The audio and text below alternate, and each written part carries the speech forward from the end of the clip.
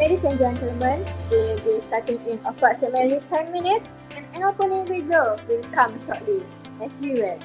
Thank you for your patience and cooperation.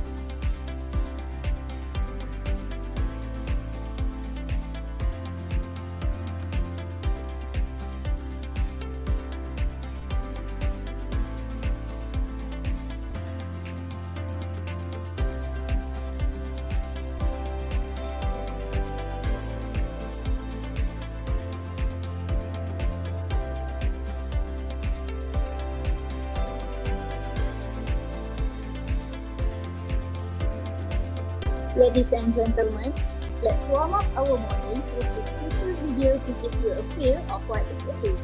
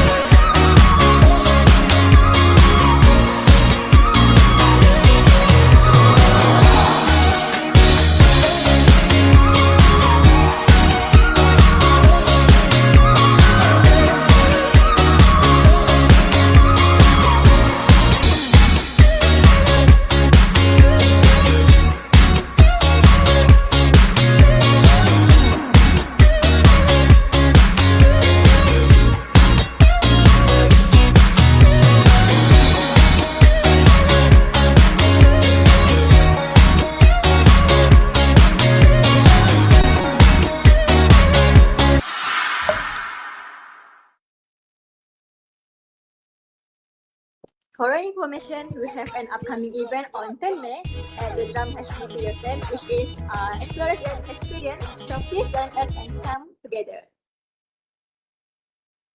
A very warm welcome again to everyone. I am Fazira. And I'm Dayang. We will be your host for this morning session. Step into your future, HBP USM.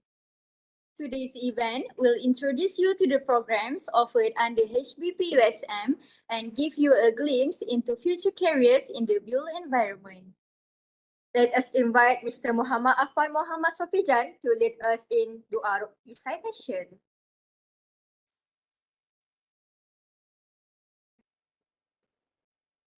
Bismillahirrahmanirrahim. Alhamdulillahi Rabbil Alamin. Wassalatu wassalamu ala ashrafil mursalin wa ala alihi wa sahbihi ajma'in. Allahumma innaka ghalagul azim, innaka sami'un alim, innaka ghafurur rahim, innaka rabbul arsyil azim, innaka barrul jawadul karim. Ya Allah, Engkaulah yang mempunyai segala kepujian, Engkaulah yang berhak menerima segala kepujian, Engkaulah yang berhak menerima segala kesyukuran. Engkaulah yang memiliki segala pemerintahan, di tangan Engkaulah segala kebajikan, dan kepada Engkaulah kembali segala urusan. Allahumma ya Karim ya Rahim. Cucurilah rahmat dan rahimmu ke atas majlis Step into the Future HBP Open Day 2025 yang diadakan pada hari ini. Berkatilah ia dari awal hingga akhirnya. Ya fa'alu lima yurid. Kami juga memohon perlindungan-Mu ya Allah dari segala perkara yang boleh mencacat celakan majlis kami dan daripada segala perkara yang boleh melalaikan kami dari berbuat taat kepadamu. Kepadamu juga kami serahkan segala urusan kami. Rabbana atina fid dunya hasanah wa fil akhirati hasanah wa qina azabannar. Wa sallallahu ala sayyidina Muhammad wa ala alihi wa sahbihi wa barika wa sallam. Walhamdulillahi rabbil alamin. Amin ya Rabbal Alamin. Thank you, Mr. Afan. Now, we are pleased to invite our project director, Ms. Connie Wong Wan Chi, to give her welcoming speech. A very good morning to all our distinguished guests, respected lecturers, teachers, parents, dear students, and future HBP family members. First, a big thank you to our MC for the warm welcome and lovely introduction. My name is Connie. I'm the project director of this year's Virtual Open Day.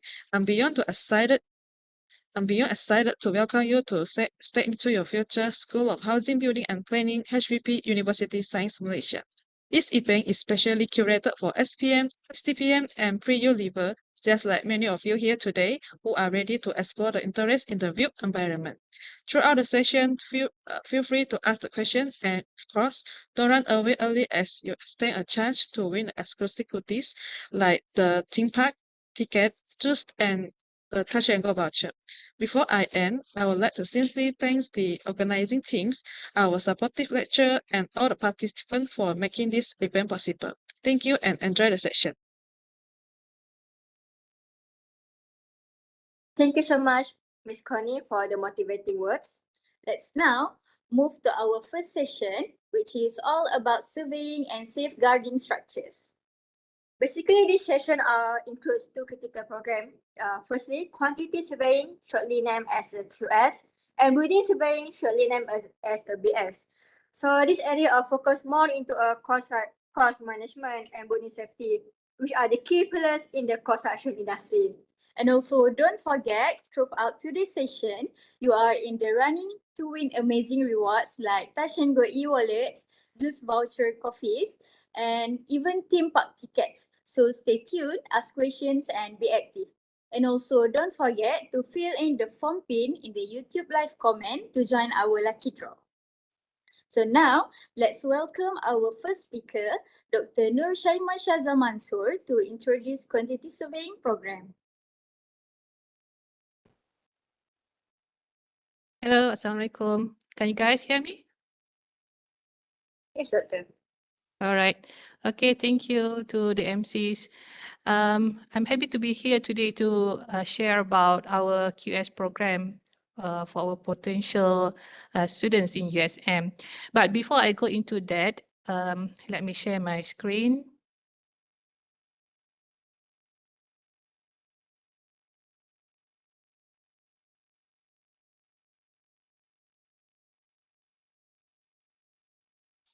Is my slide working?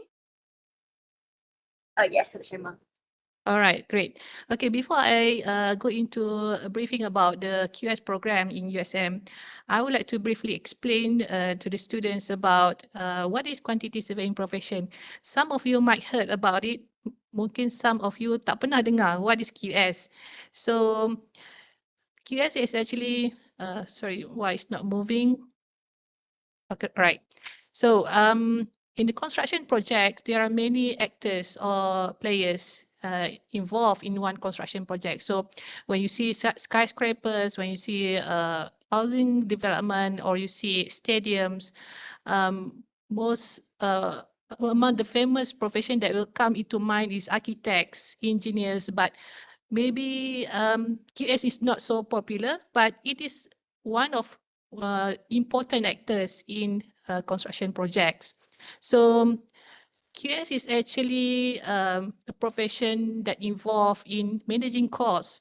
So we specialize in managing building project costs. And sometimes we are also called construction economists or cost managers. Right, so what do QS actually do? Basically, in one project, we need to calculate what are the total costs for that project, and we assist client regarding the cost and financial matters. And then we also measure the building materials. Maksudnya dalam satu bangunan tu kita kena kira semua kuantiti bagi elemen ataupun material yang terlibat dalam bangunan tu, and then kita hasilkan bills of quantities. Kita listkan semua item-item yang terlibat, berapa kuantiti dia, and the cost of each of the elements. And then when the project has dah berjalan, kita akan manage the budgets, kita akan manage the payment untuk give out to the contractor. And we also advise on contract matters, not just cost. Menjadi seorang QS, kita juga perlu tahu berkenaan law and contracts, kena mahir berkenaan tu. So, where QS can works? Banyak tempat QS boleh bekerja. Salah satunya bekerja dengan kontraktor in construction firms. Di Malaysia ni ada banyak kontraktor, ada kontraktor saiz kecil, sederhana dan besar. So, peluang tu sangat banyak. And then you can work in consulting companies, maksudnya bekerja dalam QS consultancy services. And kalau nak bekerja dengan kerajaan, you can join JKR. And developers, housing developers, ada banyak housing developers in Malaysia. And kalau bertua boleh juga join projek di luar negara atau multinational company. So what are the skills to become a QS? So apart from you need to lulus bahasa Malaysia dengan sejarah to get into university, so additionally you need to be strong in math, okay? Because we are dealing with costs, we are dealing with calculations. So you need to be good in math. And then attention to details. So this is a very important point to become a QS because we are dealing with duit kan. So kesalahan 1 perpuluhan akan kadang-kadang boleh menyebabkan klien rugi jutaan ringgit. Jadi attention to detail is very important. And then the third skill is confident communicator. So I think this is bukan kepada QS saja. Kalau you nak jadi architect ke, you nak jadi engineer ke, this is also a very important skills that you need to have. And then the fourth point is problem solver. So dalam construction industry ini tak lari daripada masalah, tak lari daripada isu. Memang setiap projek dia unik, dia kompleks. Kita akan bekerjasama dengan pelbagai players. Jadi perlu isu tu akan timbul. Jadi menjadi seorang QS kita kena pandai negotiate, kita kena pandai selesaikan satu isu yang berlaku. And then the last one is tech savvy. You need to know how to use Excel and BIM because we are going towards digital. Selain mahir dalam traditional way of doing QS work, we need to also equip ourselves with these technologies. So how to become a QS in Malaysia? Basically, selepas semasa SPM, you can focus on math and English apart from lulus bahasa Malaysia dengan sejarah. And then after that, you can go for foundation or you can also go for diploma. Kalau nak pergi ke STPM pun okay. And then the third step is get a degree in QS. So you can choose institution like us lah. In USM, we offer QS degree. And then to become professional QS, you need to register with BQSM and then ada beberapa langkah that you need to go through like do ada exam, ada kena buat report, ada interview to become a professional member and become professional QS. And then you need to also register with RISM, Royal Institution of Surveyor Malaysia. Kalau nak lebih exposure lagi, you can also register with RICS. This is an international body. So why choose this career? I would say QS profession ni peluang dia sangat luas. Sama ada di Malaysia ataupun globally. And then kalau you buka laman web search engine untuk cari kerja, jawatan kosong untuk QS ni selalu ada. Jadi memang sangat peluangnya sangat luas. And you can get the opportunity to get involved dalam mega project macam MRT ataupun project airports, project hospital. So it's very exciting. And then gajinya pun bagus. Kalau tengok average starting salary for fresh graduate, kalau ikut negeri mungkin ada perbezaan sikit tapi around 2,900. And then you can also bila dah ada banyak peluang and then you have obtained your professionals QS and then dah dapat CQS, you can also open up your own QS consultancy firm. Okay.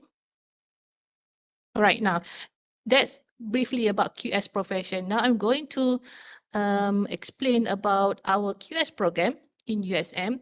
So this is actually starting for academic session 2025-2026, our QS program akan berjalan selama 3 tahun setengah. Sebelum ni 3 tahun, but due to board requirement, we need to prolong the duration of latihan industri. Jadi program untuk sesi hadapan kita akan berjalan selama 3 tahun setengah. So this is the lecturers in QS program. As you can see, all ladies, right? All of us has our own expertise, our own strengths. 3 of our QS lecturers has a certified facilitator of MyCREST, and then 3 of them here is also certified Golden trainer. And Prof. Mastura now is a deputy director of RCMO. And I will be the upcoming Northern Branch RICM Deputy President. Right, so QS program in USM ni dah established since 1999. And since 2002, we have been accredited with Board of Quantity Surveyor, Malaysia, BQSM. So why it is important for the students to choose program that is being accredited is bila kita di-accredited by BQSM, ini menunjukkan our program is have the quality needed for you untuk to make sure that you become graduate yang majikan mahulah.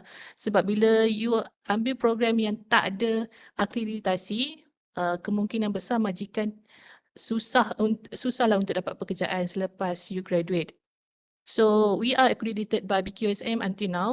And then for Pacific Association of QS, we have, it is ended in 2021, but we are planning to renew. And then CIOB, we used to have it, but it's ended in 2021. And RICS is still accredited, masih akreditasi lah sampai sekarang. Jadi based on the feedback from our graduate who are working in Singapore, who are working in Hong Kong, mereka beritahu kata it's lucky that our program is accredited by RICS and PAQS and BQSM. So bila majikan nampak kita ada akreditasi daripada badan-badan ini, jadi majikan lebih mudah untuk ambil graduan daripada USM. So this is our strong point, I would say. Entry requirement, majoriti daripada pelajar kita masuk melalui saluran perdana, iaitu from STPM, matriculation and or diploma or equivalent. So starting next curriculum, we are to graduate, you need to achieve 130 units. Jadi 15 unit untuk khusus universiti, 90 unit untuk khusus teras, 10 unit untuk latihan industri dan 15 unit untuk elektif. Okay, ini adalah structure untuk 3 tahun setengah. So basically peringkat 100 is tahun pertama, this is tahun kedua, tahun ketiga dan tahun keempat. So basically each semester you need to take about 5 to 6 subjects. This is the core subject. Right, so this is the elective subjects. There is no minor subjects, and this is university subjects. So as you can see here, latihan industry, you're going for latihan industry at year 3. So after year 2, you're going to latihan industry for 5 months, and then come back to USM to continue your studies, and you will finish at tahun keempat lah in semester 1. Right, so what is unique about QS program is we have, instead of subjects where we will be, the lecturers will give you lectures, we also have studios. As you can see, in each semester setiap semester akan ada studio 1, 2, 3, 4, 5 dan 6. So in these studios, we don't really give lectures, but we focus more on giving the student projects. So it is a continuous assessment. We give projects, they'll need to give ada presentation, ada discussions, and kiranya kita tak ada one-way communication lah. Maksudnya akan ada banyak interaksi antara pensyarah dan pelajar dalam studio ni. Okay, so assessment method, For subjects that have final examination, so some of the subjects, there are 40% final exam and it will be 60% coursework. Ada juga yang 60% final exam and 40% coursework. So for the coursework, how we assess is by giving you assignment, kita bagi test, ada project, ada discussion. Banyak cara yang kita gunakan untuk assess.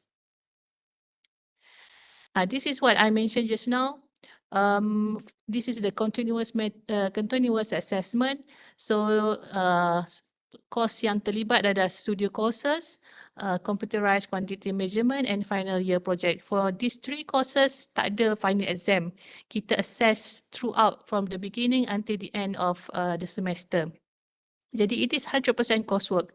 Kita bagi case-based scenario, ada problem-based scenario, ada group work, and each lecturer akan set her own project and question based on the agreed PPK. So this is what I mentioned just now. Kita akan assess, kita bagi quiz, kita bagi viva, ada logbook, ada practical test, ada involvement in discussion. Alright. Apart from our lecturers, we also have experts from industry. This is Surveyor Eugenie Lip. So she has continuously contributed in teaching our students in international contracts. And then this is Surveyor Leong Chimun. Surveyor Leong has been actively involved in USM. Banyak jasa dia, banyak pelibatan dia dalam program-program QS. So these are among our industry players yang contribute to give talks, to give webinar to our students. So a lot of industry player yang datang untuk bagi kongsi, sharing their knowledge and cerita macam mana apa yang berlaku dalam industri sekarang ni. So we don't just rely on the lecturer, we also engage the industry player untuk come, untuk share, untuk kongsi apa yang terbaru sekarang ni. Okay, we also actively bring our students to the construction site untuk mereka lihat sendiri how the construction project is being done. So ini gambar semasa lawatan ke Hospital Penang Quarters. And student QS in USM is very active. Dia orang bukan hanya belajar saja. So I would say they are very active. So ada yang pergi conference, ada yang anjurkan webinar. This is the webinar arranged by the students. And then they go to site visit, they join competitions, and then they also upskill themselves by taking a golden certificate and then pergi persijilan BIM. So they are very active students. So we are not confined in our room, in our own spaces. We also encourage the students to go out and explore themselves, how the industry works. So this is site visit that involve JKR. And then this is the students join the competition, IICU conference. So as you can see, our student managed to get some awards. And this is the students join the QS Jamboree. And then we also have international visit. Basically every year we will plan out, for example, in the 3rd year, you're going for international visit. So this is last year, they go to Vietnam. So this year, we are going to Thailand for 5 days, 4 nights. We are visiting Assumption University of Thailand. So kita akan buat satu projek dengan pelajar di sana. Jadi kemudian kita akan melawat universiti di sana dan akan juga melawat syarikat pembinaan di Thailand. Right, this is some of the pictures of our students' activities. Ini some of our students join the ASA International Conference. Ini adalah our students menang second runner-up competition of the ST Roberts. And then this is some of our students organize a virtual open day. This is another virtual program, Race to Build Dream Cities. Okay, this is our students enter CIOB Inter-Uni Challenge. So as you can see, our students is very active students. And then this is Loy Yan Yan, she won Best Posters. And then ini Tan Bun Huang, so she won hadiah pingat emas, so among the prestigious award lah in USM. And this is Nur Adlin, so she got certificate of excellence in student leadership. This is given by RICS, international body. And this is Yong Cheng Ling. She won Best Student Award given by Royal Institution of Surveys Malaysia. Right, so it looks like that's all for my talks.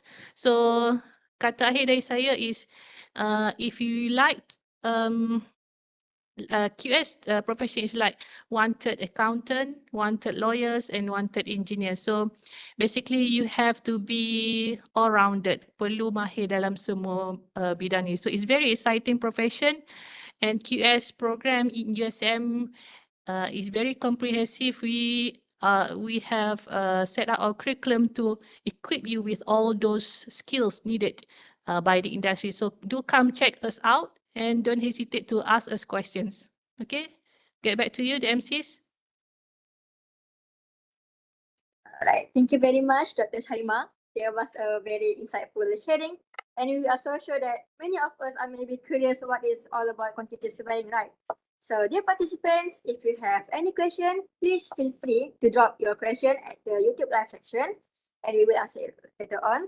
So now, without further ado, we will show you a video from QS Student University Life and Job Opportunities Sharing.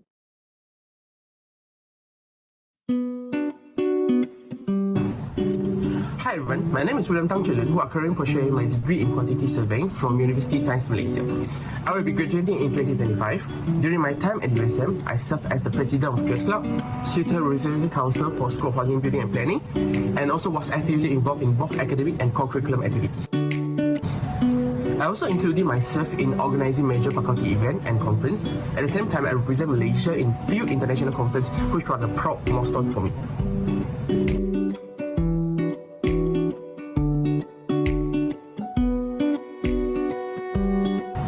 Life in USM and particularly at HBP has been vibrant, challenging. It's a place where academic learning blend with real-world application. From studio project and site visit,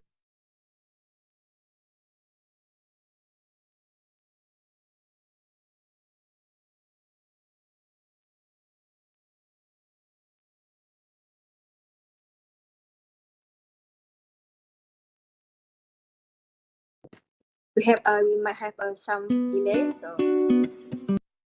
please wait for a minute. Thank you. Hi everyone, my name is William Tang Chelun, who are currently pursuing my degree in quantity surveying from University Science Malaysia. I will be graduating in 2025. During my time at USM, I served as the president of QS Club, Suitor Resilience Council for School of Housing, Building and Planning, and also was actively involved in both academic and co-curriculum activities. I also included myself in organizing major faculty event and conference. At the same time, I represent Malaysia in few international conferences, which was a proud milestone for me.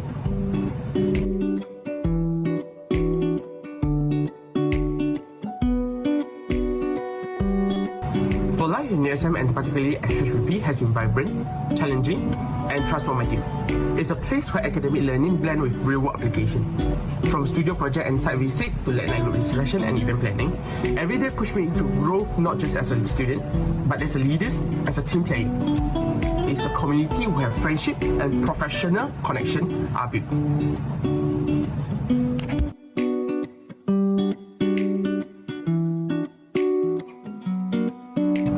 One of my favorite favorite moment was leading the QS Club and Student Representative Council and seeing how much impact a well-executed student event can help one another. It reminded me on how teamwork, leadership, and also thoughtful planning can create memories that last beyond graduation.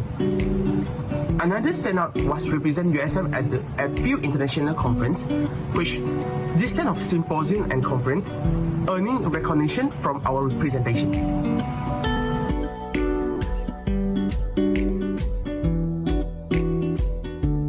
Next, HBP emphasized on practical learning, critical thinking, and interdisciplinary collaboration truly prepare students for the construction industry. Courses are structured to mirror the real-life challenges, and we were encouraged to apply digital tools like Revit, Navisworks, and also Gordon Cubicles, this kind of software early on. My internship experience has been smoother because of this kind of solid foundation led by HBP, especially in contract administration and project communication.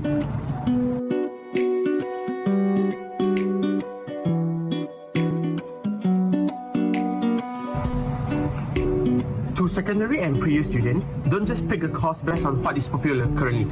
Find what is aligned with your interests and what problem you want to solve in the world.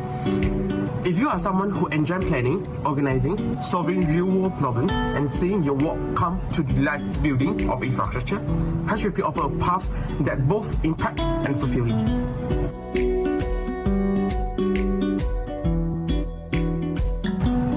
To describe my HBP journey, I could say transformative. Because HBP didn't just teach me technically skill, it shared me on my confidence, mindset, and also my purpose.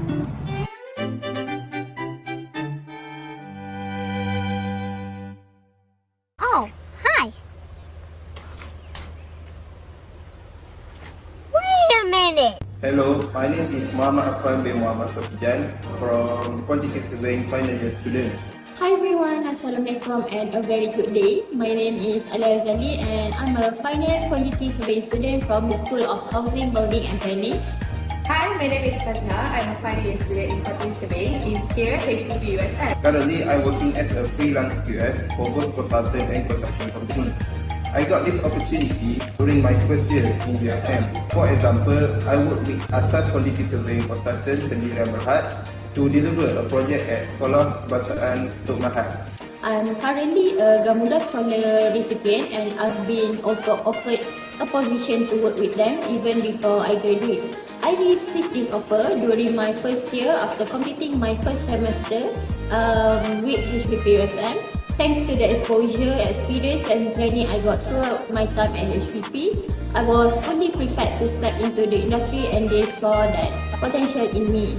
So I'm a scholar of Gadang Holdings Berhad. How did I got it? Of course, from my lecturers have been telling us how to do it. So, I got this opportunity even before I graduation. What are you waiting for? Let's join us in HBP USM. See you soon. So if you are still wondering what to study, look no further. HBP USM gives you the foundation, the confidence and the opportunity to shine. So please join our event on 3rd May. Don't forget, see you at HBP.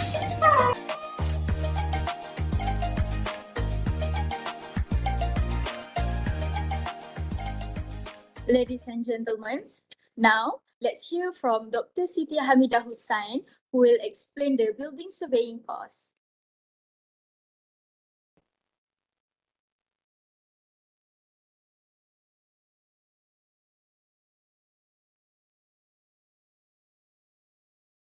Hi, Assalamualaikum and good morning. Waalaikumsalam and good morning, Doctor. Okay, wait, I will share my slide first. Okay. Okay, good morning to audience, to all students.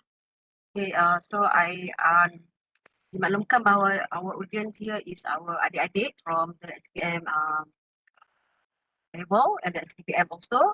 And do we have the matric students? Yeah.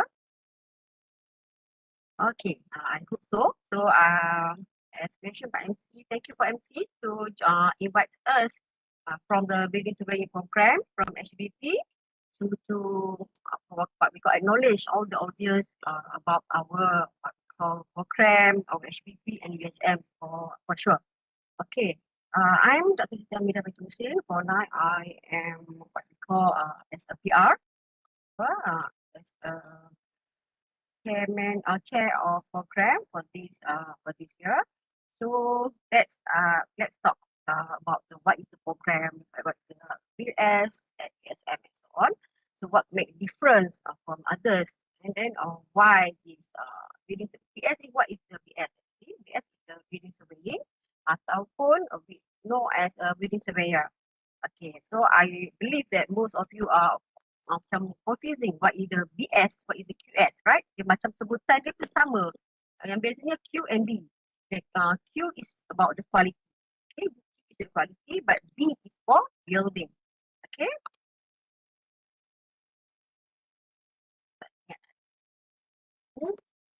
And okay, current situations. Okay, what related is our profession as a building surveyor with the current situation that happened in Malaysia.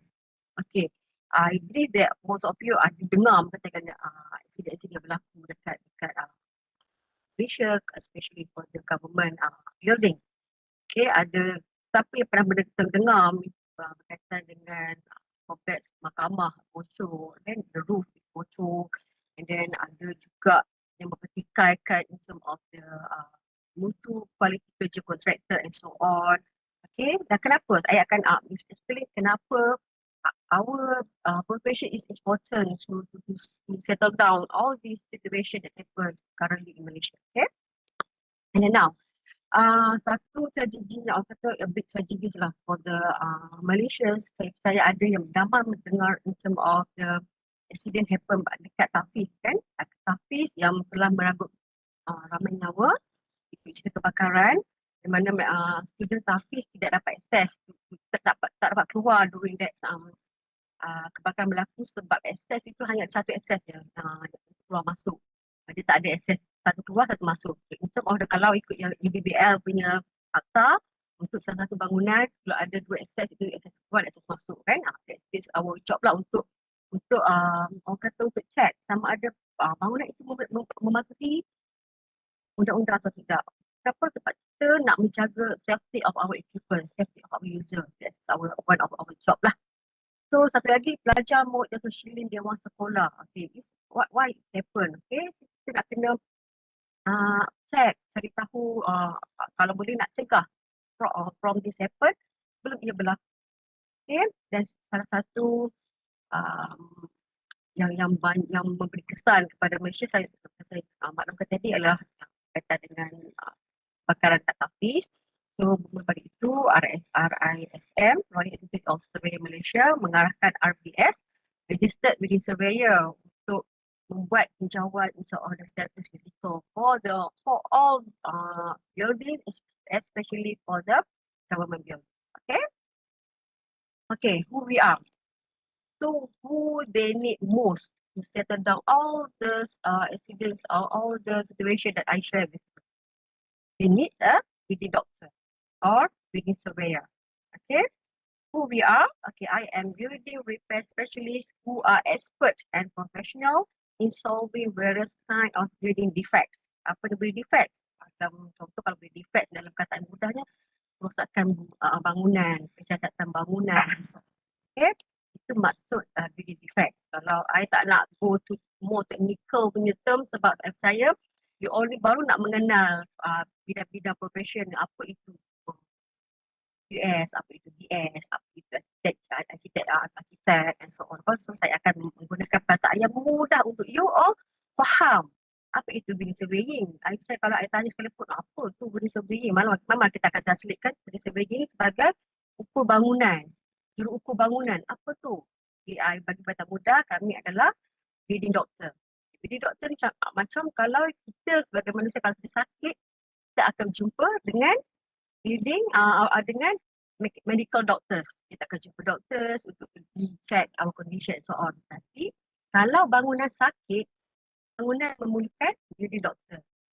Iaitu kamilah as a building surveyor. Kami akan bertanggungjawab untuk memastikan bangunan itu selamat untuk dan kita akan memastikan leading itu bebas daripada efek and so on. Kalau kita sebagai sakit, kita boleh bawa diri kita sendiri untuk pergi jumpa doktor and so on kan. Macam kalau bangunan sakit, kita yang kena pergi visit bangunan, dan untuk visit bangunan for checking of the condition of the buildings, kita perlu ada kepakaran untuk check the defects.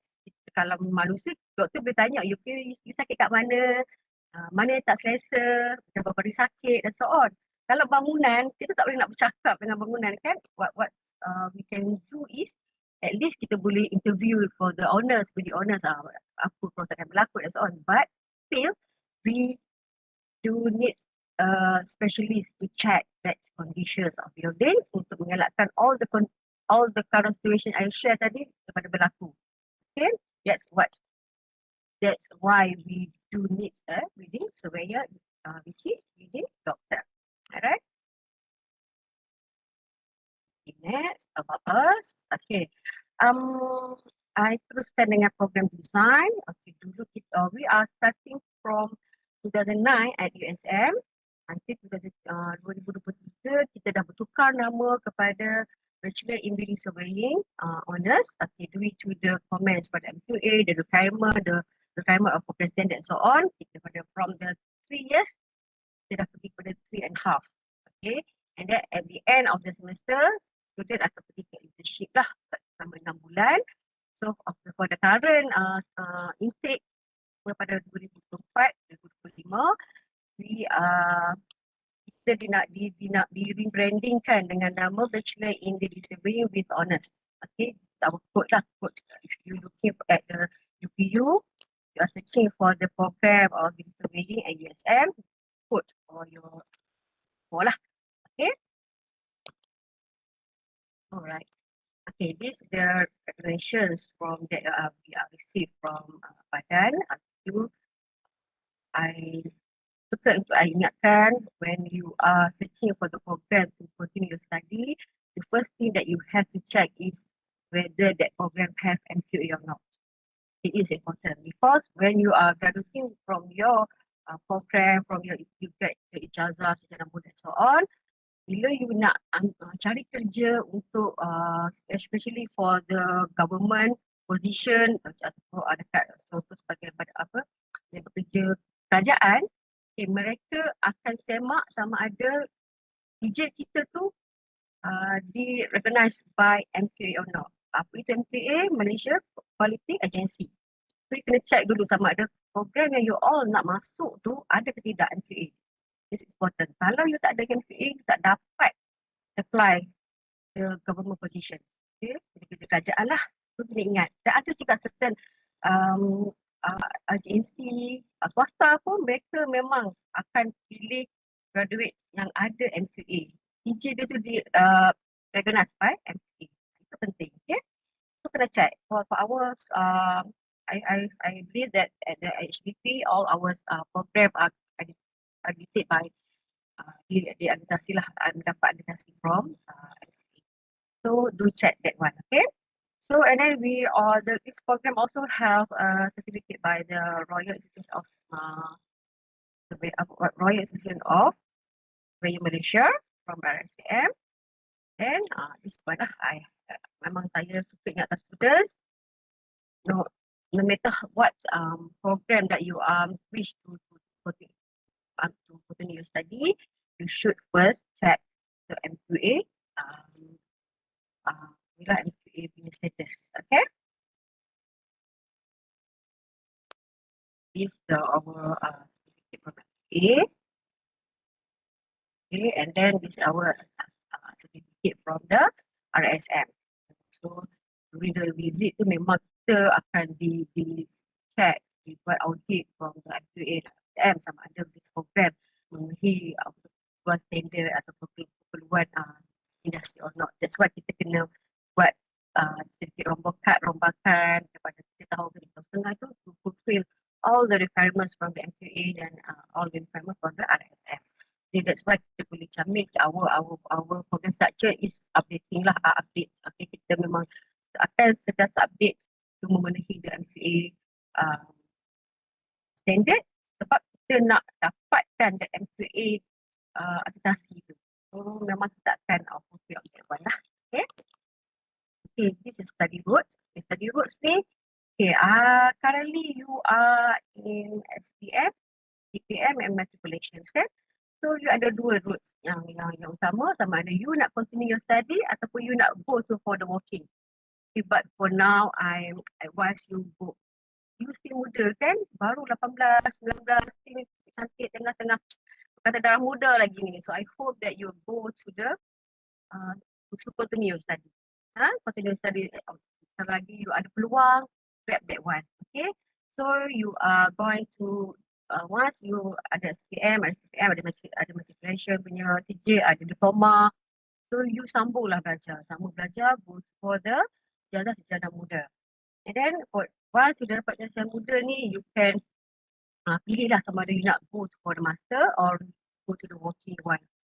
Okay, ataupun lepas SPM you nak belajar terus, I okay dengan that one, tapi I prefer you all go to continue your study lah for your future and so on, kan?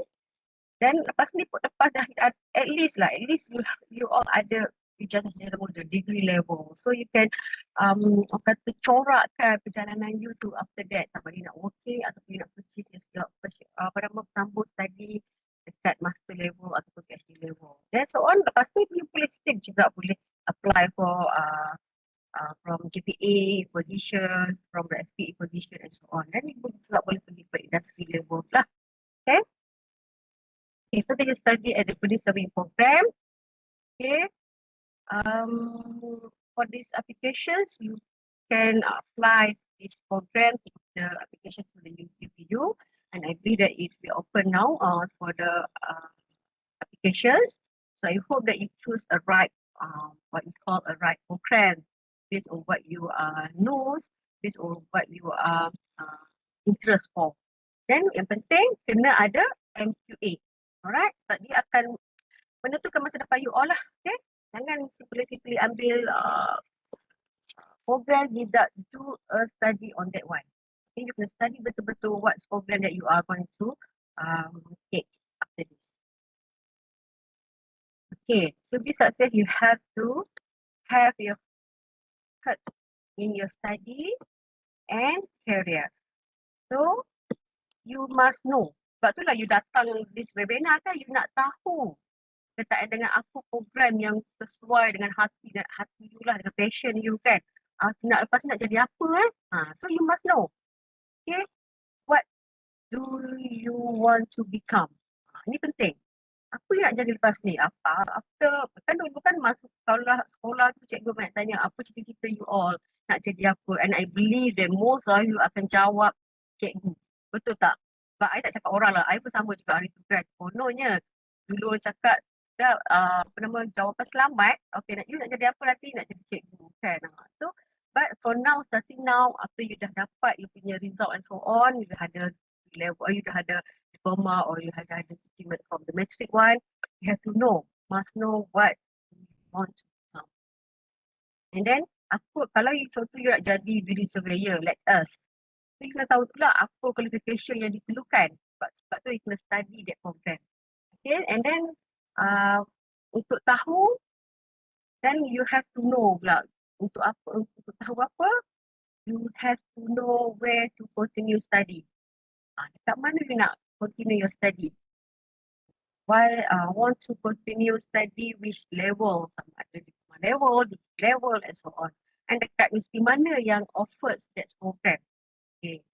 So you kena study all that one. Jangan serahkan bila your parents tanya you nak study apa, not sure. That's not the right answer that you should answer. Okay. And to know, you kena tahu juga apa requirement dia. Okay, so each program tu dia ada their own specific requirements. Okay, macam us, kita kena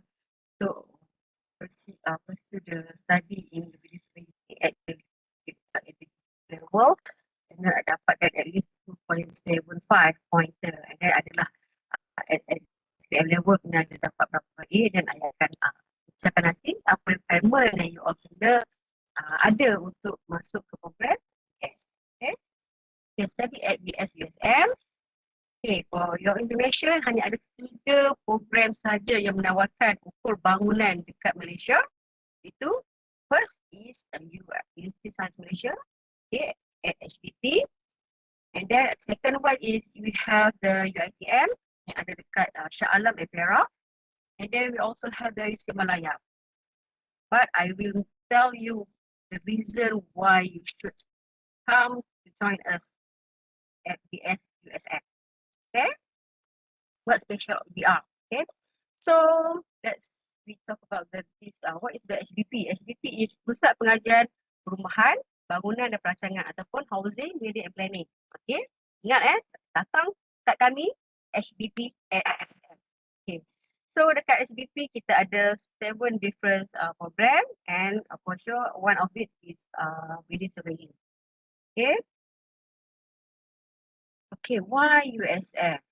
Okay, this the course as we know we are a pack punya university and then kita adalah the most kita berada di ranking yang tertinggi lah untuk mana USM terus kekal nombor 1 di Malaysia dan Asia Tenggara ikut US ranking. Okay, so this because of this ranking you kena join us lah untuk join jadi hebat juga as one of the committee of USM. Okay, sesuai lah dengan dia punya buku tu which is we are what we call targeting for USM B-Lead. So sesuai lah dengan B-Lead punya status tu kita akan masuk kekal as number 1 in Malaysia and Asia Tenggara. So come to join us and be part of us. Okay. Okay, why BS at USM? Kenapa pula nak kena study dekat USM ni, dekat HBP? Okay, very sering as HBP USM offers to a professional career in property, construction and heritage conservation. Okay, one of it is studied at the previous EPAC University. Okay, the only university in Malaysia that have the EPAC status. Okay, gain experience in building design, construction, material and inspections, and engage in heritage building conservation. Since we are at Penang, so we are banyak project in terms of the conservations for heritage building. And then we also banyak what we call dedahkan student with the current technology and so on, and especially for BIM around now. Right now, we are more focusing on to expose our students to the various information modeling, frame building, sustainable development, and so on. And then we've also got a strong industry connections and real world training through the internship and project. Okay, as previously mentioned by Dr. Shaima, we have a studio. So during that studio, we memang banyak diadakan sudah dengan the real project. Memang sudah terpergi for the project and then do assignment project studio assessment lah. Okay, then we also have the open pathway to becoming a registered building surveyor. Okay, for information, kalau professional position ni kita ada title dekat depan. So kalau macam architect, we have the IR kan, macam architect, kalau kita engineer kita ada IR and so on. Kalau untuk surveyor, just like QS, surveyor and BS, kita ada title, the title is SR. Kita panggil surveyor. So surveyor, what surveyor Siti Hamidah macam tu. Surveyor macam Dr. Shaima dia ada SR title, surveyor Dr. Shaima. So that's the macam kalau once kita dah dapat SR ni kita dah dikira sebagai competent quantity surveyor or competent building surveyor of this field. Okay, area of applicability ni kat mana you boleh pergi? Once you join us, kita dapat CJ dan ikrar sebagai pemegang taruh untuk kata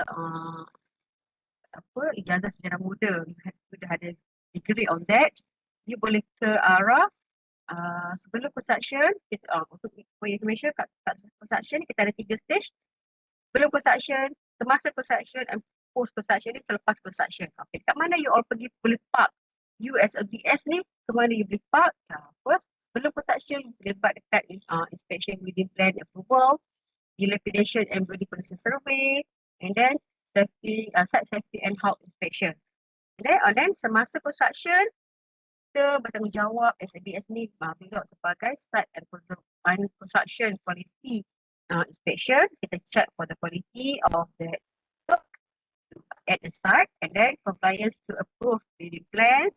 Kita banyak juga bermain dengan untuk checking that building plan once client submit that plan dekat local authority, kita lah akan bertanggungjawab untuk check the compliance pematuhan bangunan tersebut, plan tersebut dengan akta-akta yang ada lah, terutamanya untuk akta BBBL. Okay.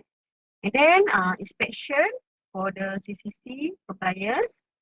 Then apa lagi kita ada fulfillment of building law, statutory requirement and so on. Then after construction pula, post construction, kita kena pula banyak terlibat dalam monitoring building performance, POE, post equation evaluation and so on. Okay, apa position you all boleh pergi? Okay, for sure lah satu, position ni sebagai building surveyor, building manager, facility manager, semua manager lah. Okay, property manager, building maintenance manager. And then you all can also pergi dekat local government officer. And then dekat bomba juga ada position untuk quality punya position, untuk semak pematuhan bangunan, pematuhan akta berkaitan dengan CCC ni. Untuk kita bagi license layak menduduki. So bomba akan inilah ada yang daripada BS. Okay. Research officer, conservator, building safety auditor and so on. Okay. Kalau dekat related industry, you boleh kerja dekat Jabatan Kerja Raya, kita ada building surveyor position dekat Jabatan JKR. You all boleh pergi juga building survey consultant, firm and so on.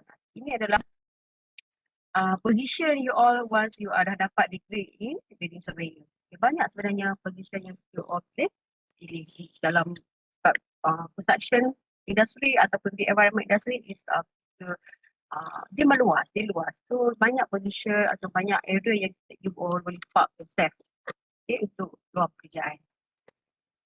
Okay, this is the ability statistic. For your information, dia punya ability statistic apa? Kebolehpasaran kerja selepas student kami bergraduasi 100%. Since 2000 berapa ni? I tak nampak. 2020 dari COVID sekalipun, kebolehpasaran student kami 100%.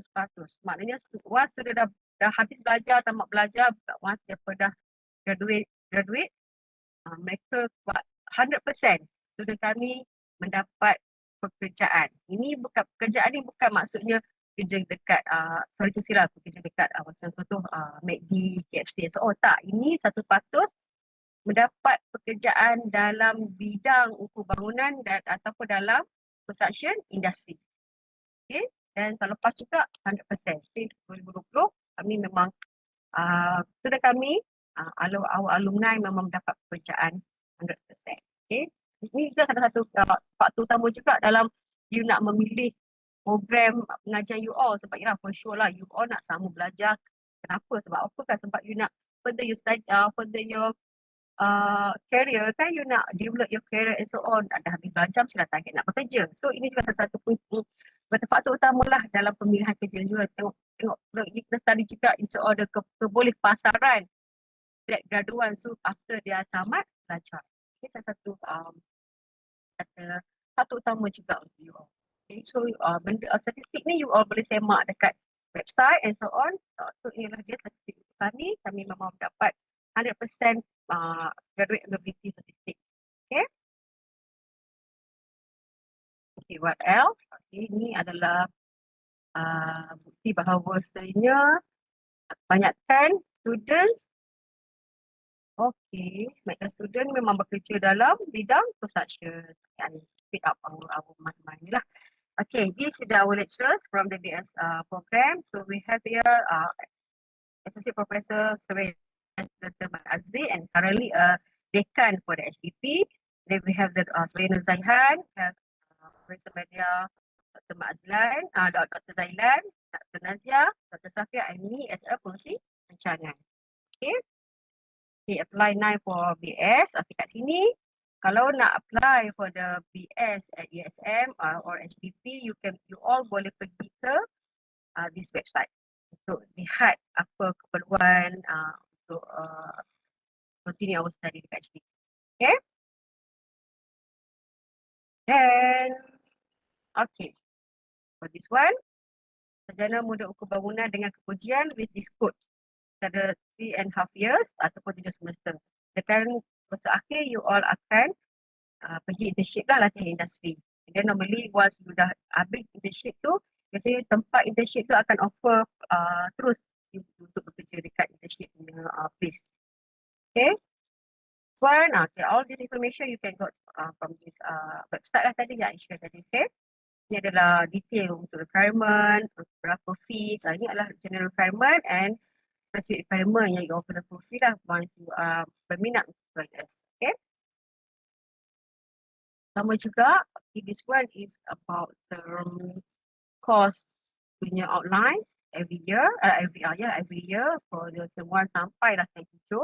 And then you can scan here to get more information on this one. Facilities and activities, this our pathology lab and environment lab, kita provide student HBP. So sayang kalau you all tak join us, you can miss out this all the facilities that kita provide. Okay. And then we also such our activities. Kita banyak adakan student dengan real project. Kita memang buat CSR community project dengan badan-badan government to offer kita punya specialist in to check the breeding conditions. And then this also our dinner, our start visit and so on.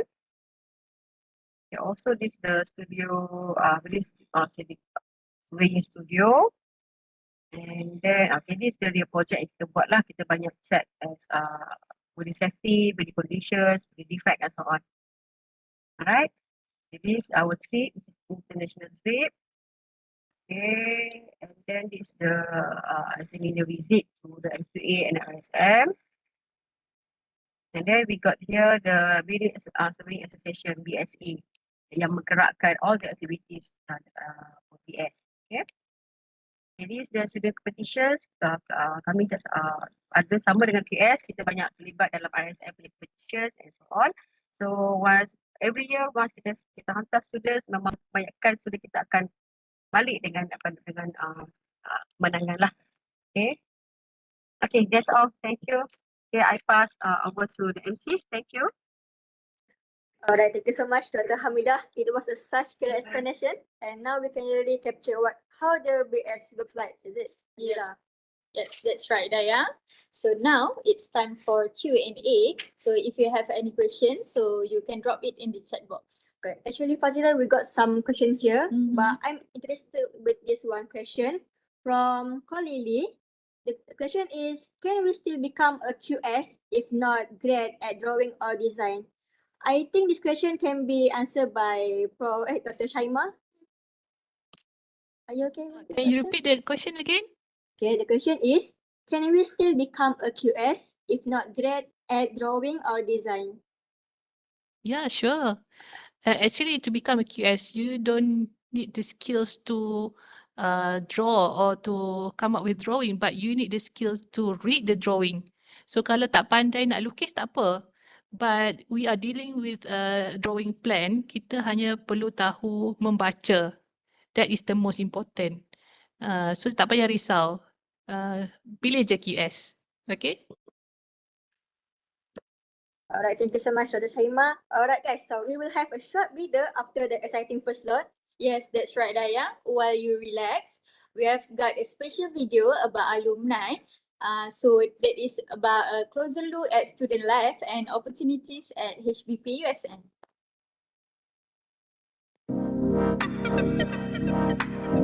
Hi, I'm Chungwei.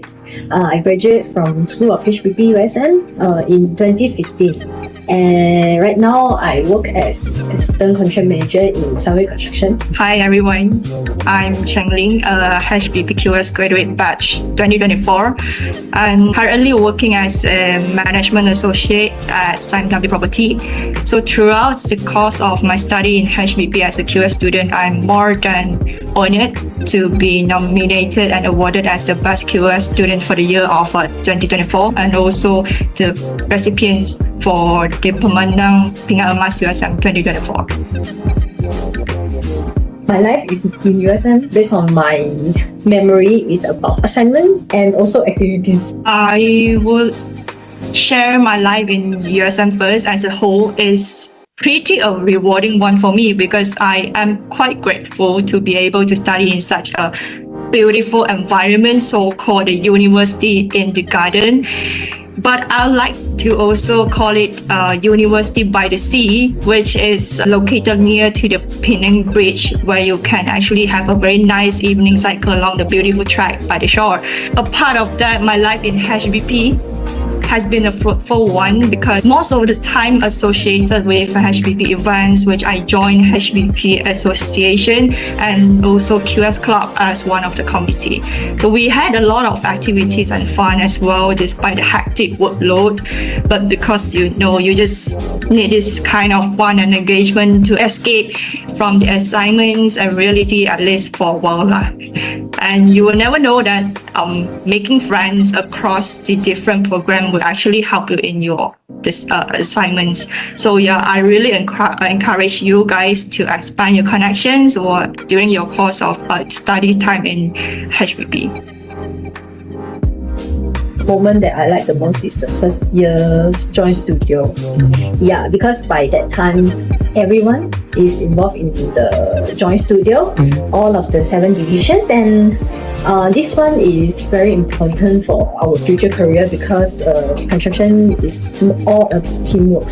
So we can make friends there, we can know each other.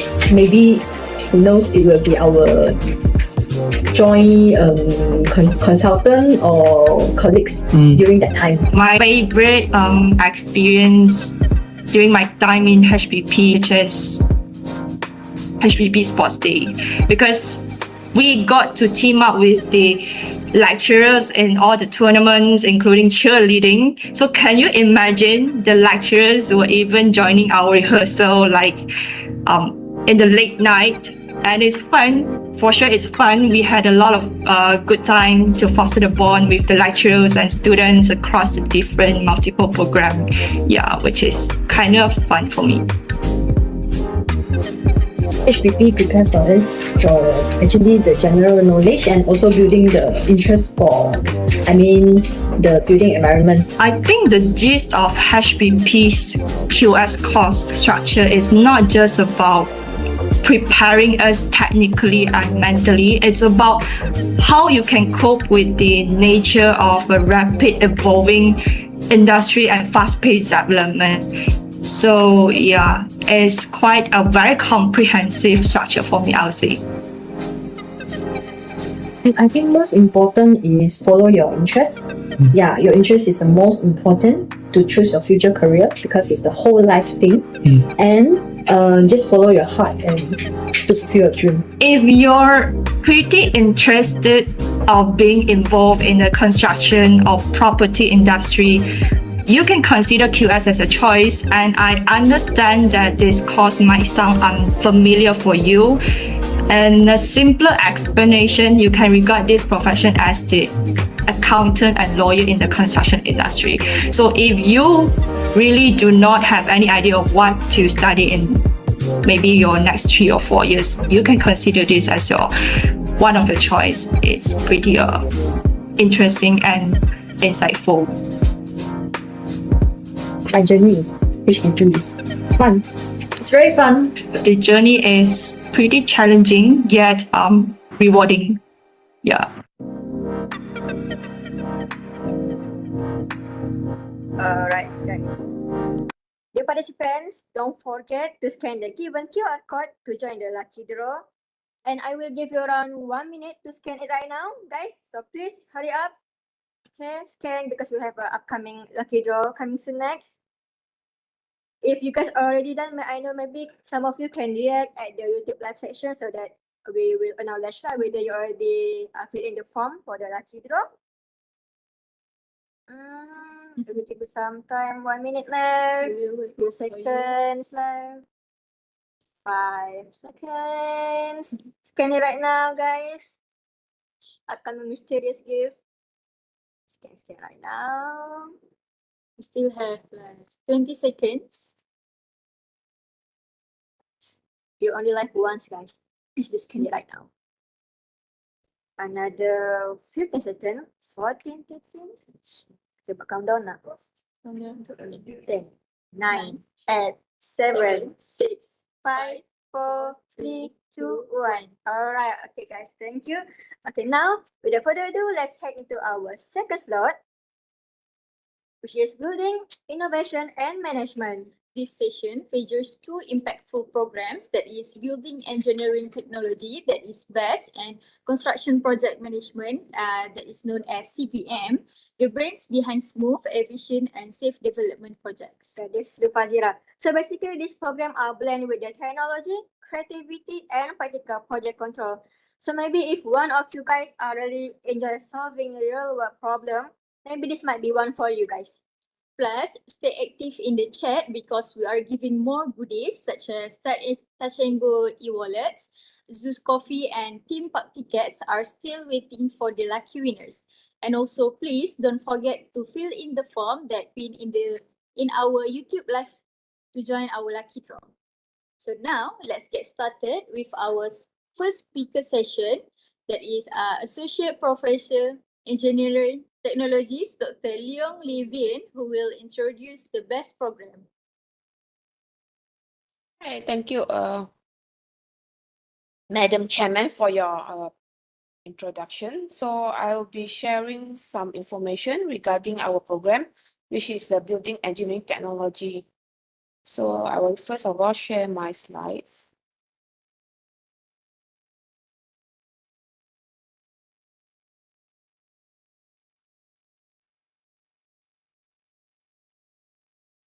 Okay. All right, Doctor.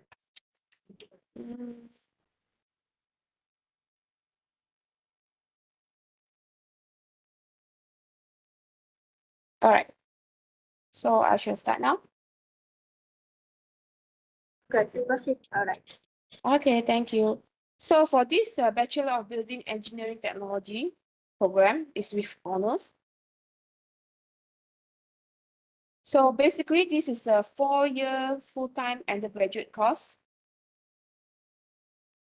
And graduates from BEST are called technologists that actually can seek employment in a lot of, in a wide area of specialization. Okay, so this course, this program is basically covering courses which is very much similar to the basic and civil engineering subjects.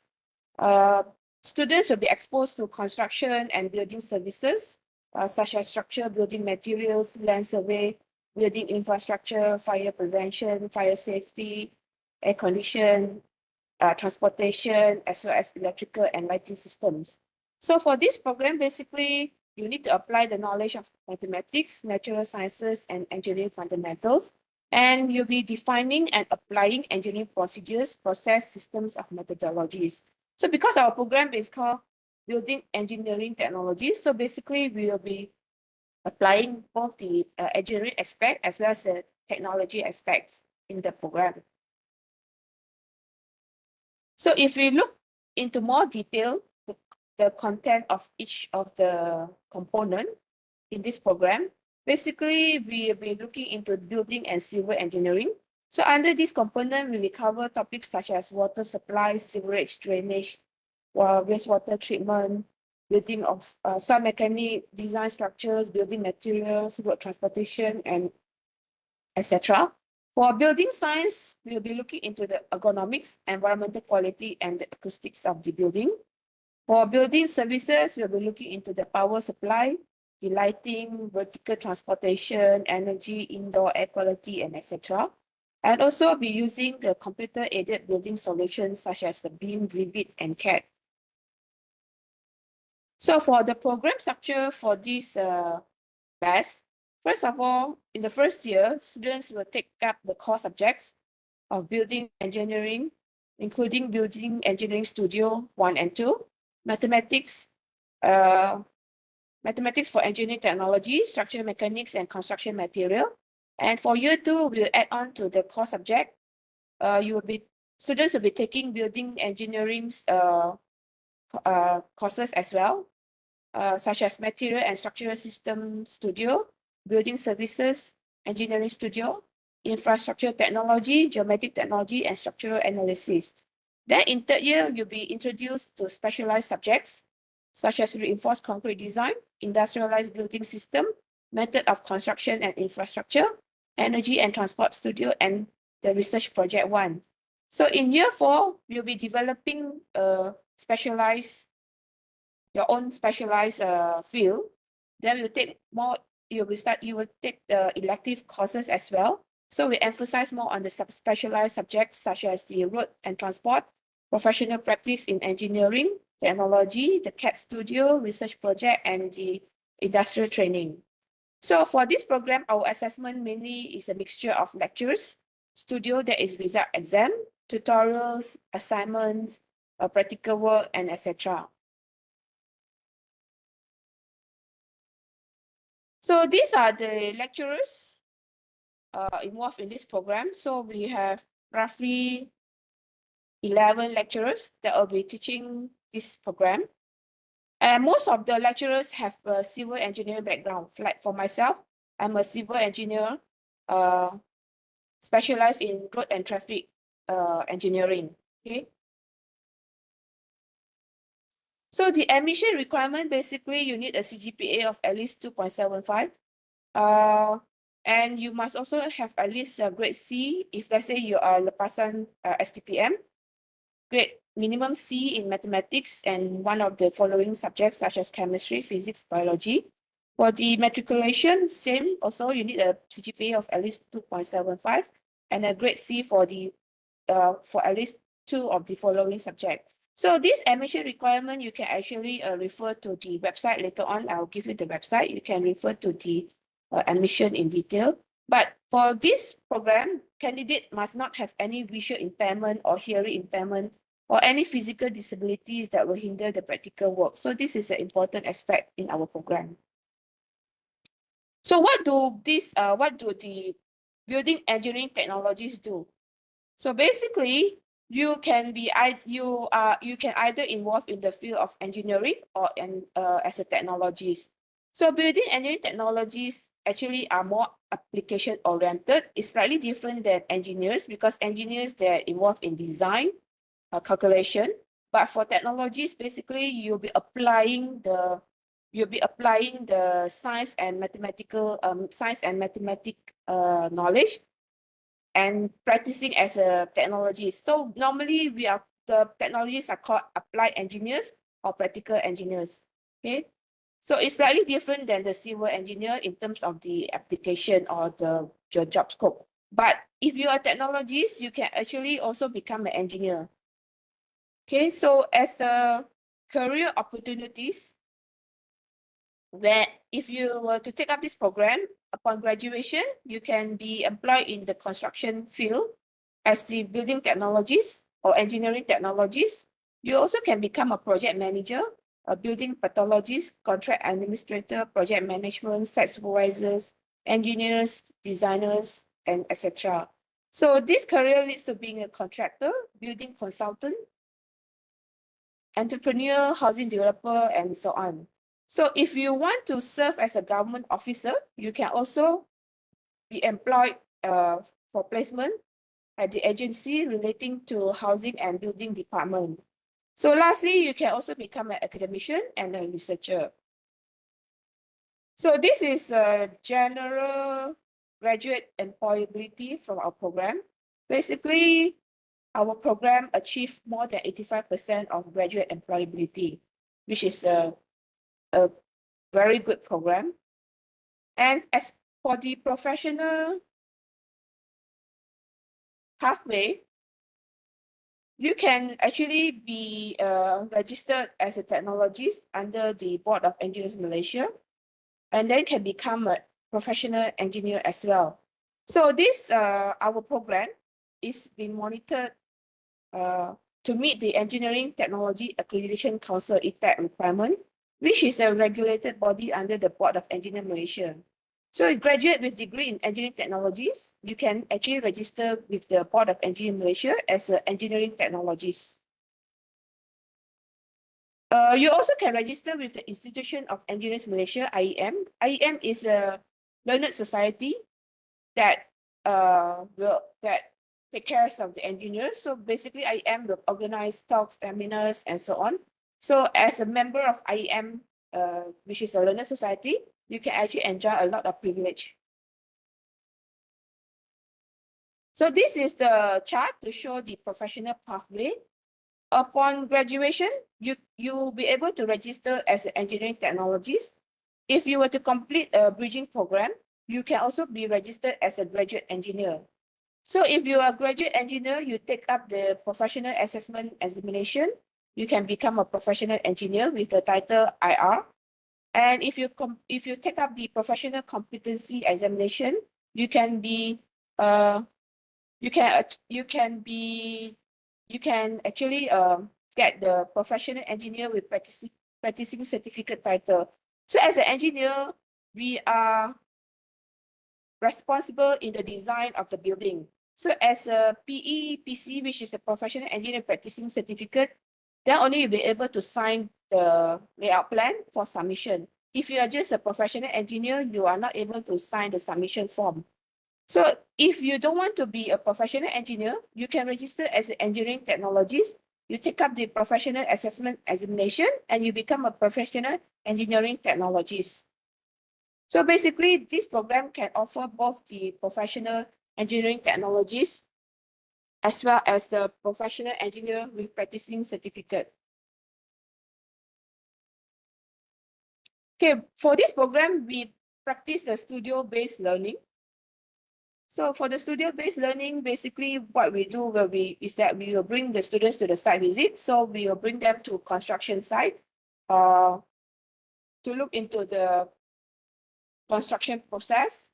We also sometimes will bring the students to the factories, industrial and factory visit, like the factories to manufacture solar panel and so on, which is actually related to the building science as well.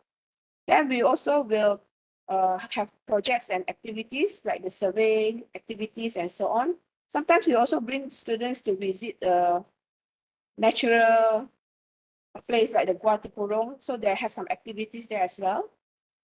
So we have a lot of facilities in HBP that caters for our programs, such as the studios, meeting rooms, and also the student lounge, as well as the lecture hall.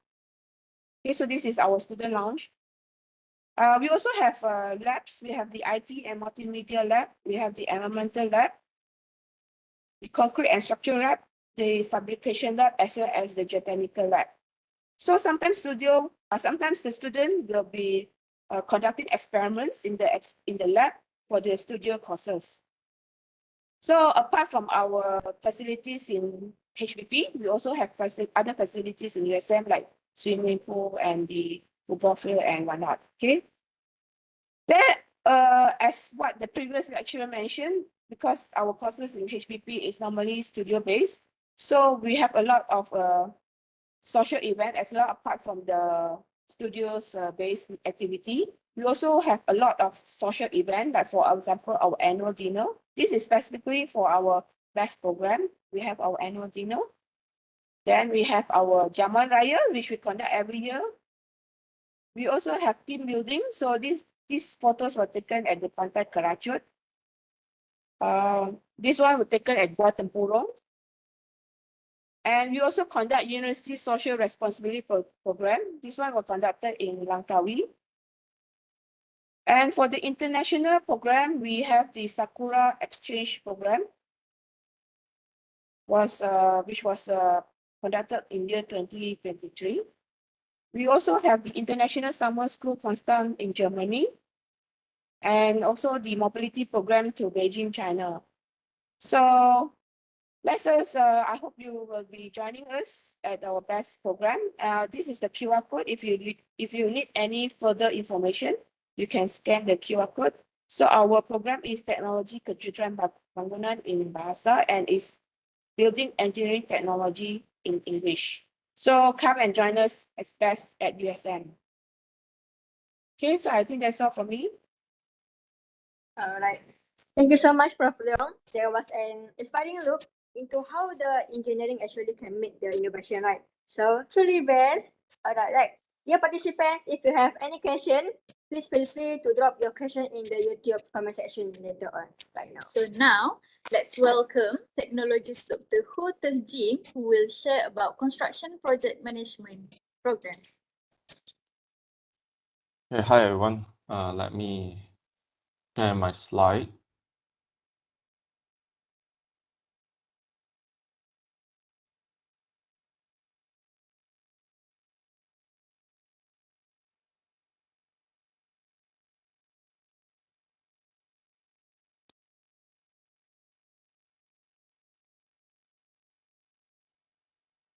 Okay, so everyone can see the slide, right?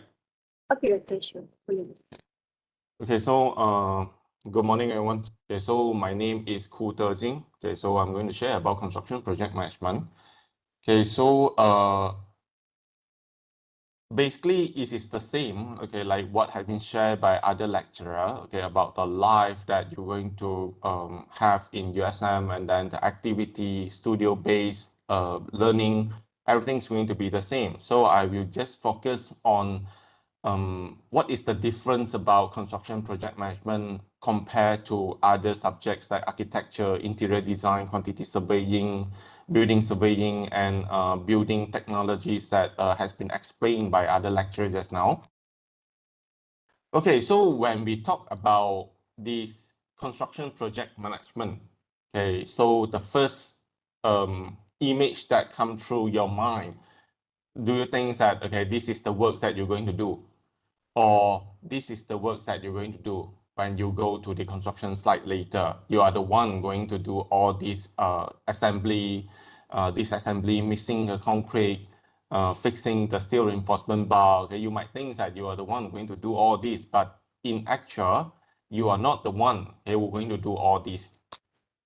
If you study construction project management, okay, you are the supervisor or you are the managers, the coordinators who are going to supervise or monitors your workers, okay, your staff, when they are carrying out these tasks. Okay, so your job normally is going to be the one standing besides here to ensure that they really mixing the concrete correctly, and then according to the real actual ratio that we need, and then they really did all the supports, okay, for the scaffolding. Yeah, and then when they are fixing the steel reinforcement bar, they are using the correct type of steel reinforcement bar. They are using the correct diameters of steel reinforcement bar. That is what after you study your construction project management, that's what you're going to do later in the future. Okay, so normally you are going to be this guy, okay, the one who's going to look at the work to ensure that the quality is there. It means that the brick wall, okay, is flush, means that straight, okay, there is no like wavy surface. And then like this guy checking on the progress, you need to ensure that your works is according to the schedule. Okay, you have schedules on your project. You need to ensure that today in this month you should reach second floor. So you need to check on that. If you did not reach second floor in this month, what should you do? You should rearrange your worker. You should add on more worker. You should add in more machinery. So this is what you are going to do when you go to when you study construction project management, and if you work at construction site and you work as construction supervisor, or you can call them coordinator. And when you have enough experience later, you will be construction manager, okay, or project manager, not contract manager. Contract manager normally those who study quantity surveying. Okay, so you are the one going to stand there, okay, look at people working. Okay, it's not idling. You just need to ensure that everyone is doing their works. You need to monitor them. You ensure that no one is walking around idling. Okay, so this is what you're going to do. So is it really construction site is the only direction that you can go? No. Okay, you can go for other direction as well. You can work in office, okay, as the site, as the contract executive. You can work as the planner, okay, so you do not need to go to the construction site. So we have two types of the people here, okay. First, if you are the type of people that do not like to sit inside office, okay, because you need to sit for 8 hours, 10 hours, so you can opt for the construction site, okay, so you can balance yourself. 4 hours you sit in the construction site office, and then you do your studying on the drawings. Okay, you read the drawing, you plan what should you do in the next few days or next few weeks. You check on the material that delivered to your construction site. Is it sufficient for you to carry out your concrete casting, okay, your slab casting, your steel reinforcement bar? Is it enough for the next task? Okay, you do your planning. And then if it is not sufficient, then you will need to do the ordering, okay, ensure that this material is going to be delivered to the construction site on time. Okay, so you can opt for these kinds of position. Or if you are not really that kinds of persons that like to work under the sun, then you can go to the office. Okay, so you're going to do the planner, you're going to do the administration works. Okay, so there are two types. Okay, it doesn't mean that when you study construction project management, then you will need to go to under the sun, okay, exposed under the harsh weather. Okay, there are two types of positions here. Okay, so what basically is construction project management? Okay, so I'm going to say that it is a blend. Okay, they are mixing engineering. You need to know about engineering. You need to know about the architecture. Okay, you need to know about the drawing, and then you need to know the logic behind all this, because you are the one, okay, who going to run the works. Okay, architect, they are going to draw, and then they're going to pass the drawing to you. So you are the one who going to make the drawing become the actual building. Okay, and then architects, sometimes they're going to come to the site, okay, construction site, and then they will look at the works that you already did, and then they're going to check whether it is according to the drawing that they hand over to you. Is the quality there? Is the size, the dimension, and the design, the specification 100% exactly according to the drawing that hand over to you? Okay, so they will come and check as well, but you are the one who going to check first before you ask architect to come. Okay, because if you did not check, okay, then when architect come and see the work, they're not going to accept it.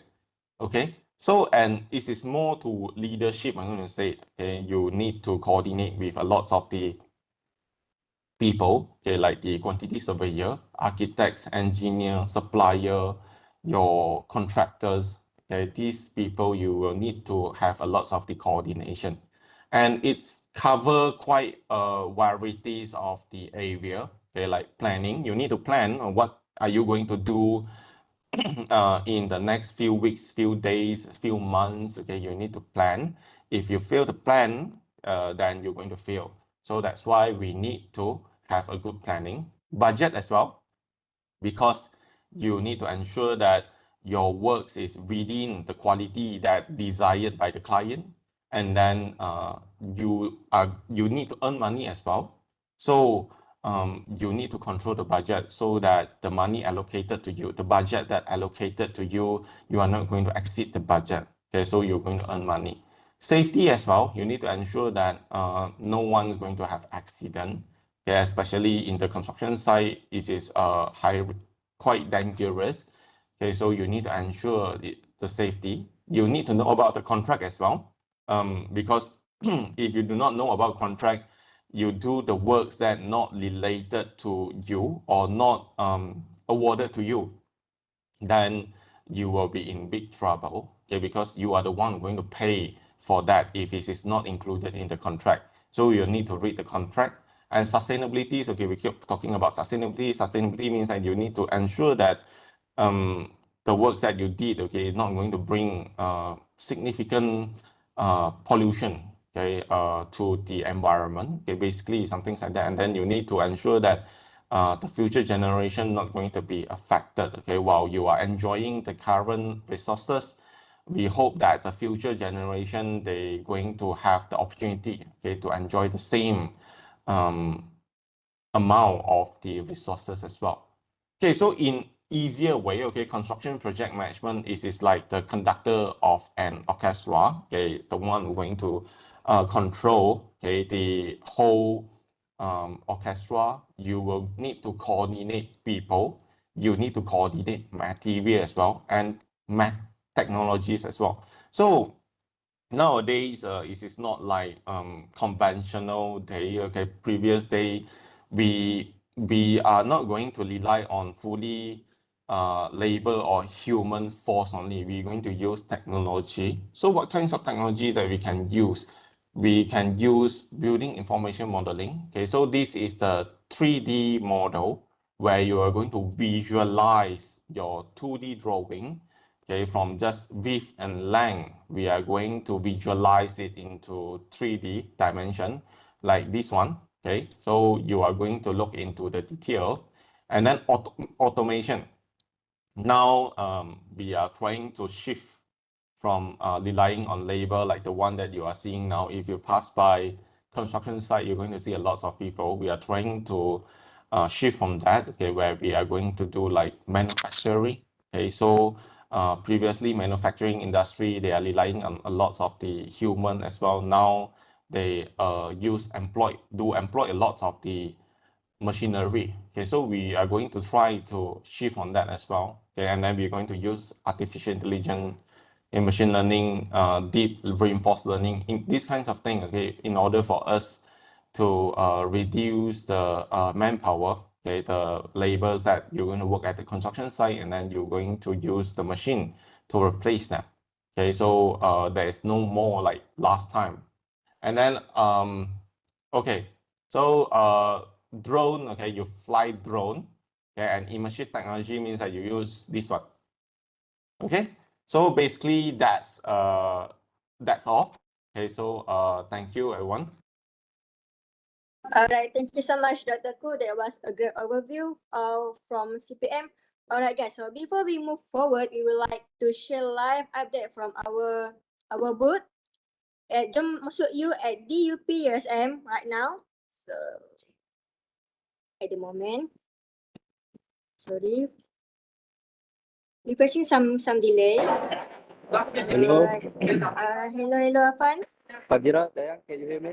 Yep, we hear you, Afan. So what I want to share is our event is not only held on the live YouTube streaming, but it is also on DUPB, Dewan Utama Pelajar C, if I'm not mistaken, in University Science Malaysia. So as you can see, there are a lot of audience that is coming here from various schools, from various locations in Malaysia, Penang, even Sabah or Sarawak. So there is a lot of activities that is going on here. As you can see, our team also promoting our event. Team, hi. So that's all I want to share with you guys. Thank you. Afan? Ya. Boleh tak kalau saya nak tahu, kalau booth HBP dekat mana ya, Afan? Which HBP? We are located at DUP, Dewan Utama Pelajar C. Boleh tak, if you mind, can you please rotate your screen to know the environment, macam mana kat situ? Right. Okay. Ah. There's a lot of people here. You can see this is our booth HBP or USM. Our team is there promoting our event, and this the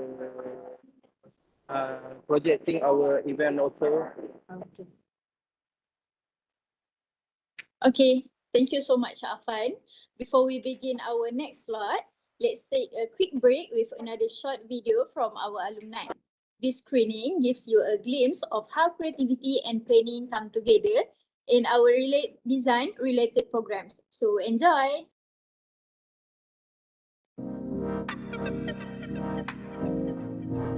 Hello, my name is Elizabeth. I studied interior architecture for 4 years in USM and I graduated in the year 2023.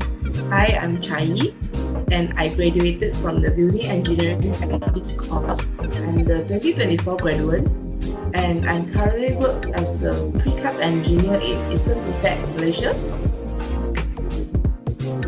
First or the second year honestly was quite tough because everything was online and we were all stuck at home. I remember staying up really late, sometimes maybe all night, just to finish projects alone. It wasn't easy at all, but when we finally got back to campus, things got so much better. I finally get to enjoy the full university experience, hanging out with friends, staying late at night in the studio, finishing work, or doing everything we missed during lockdown.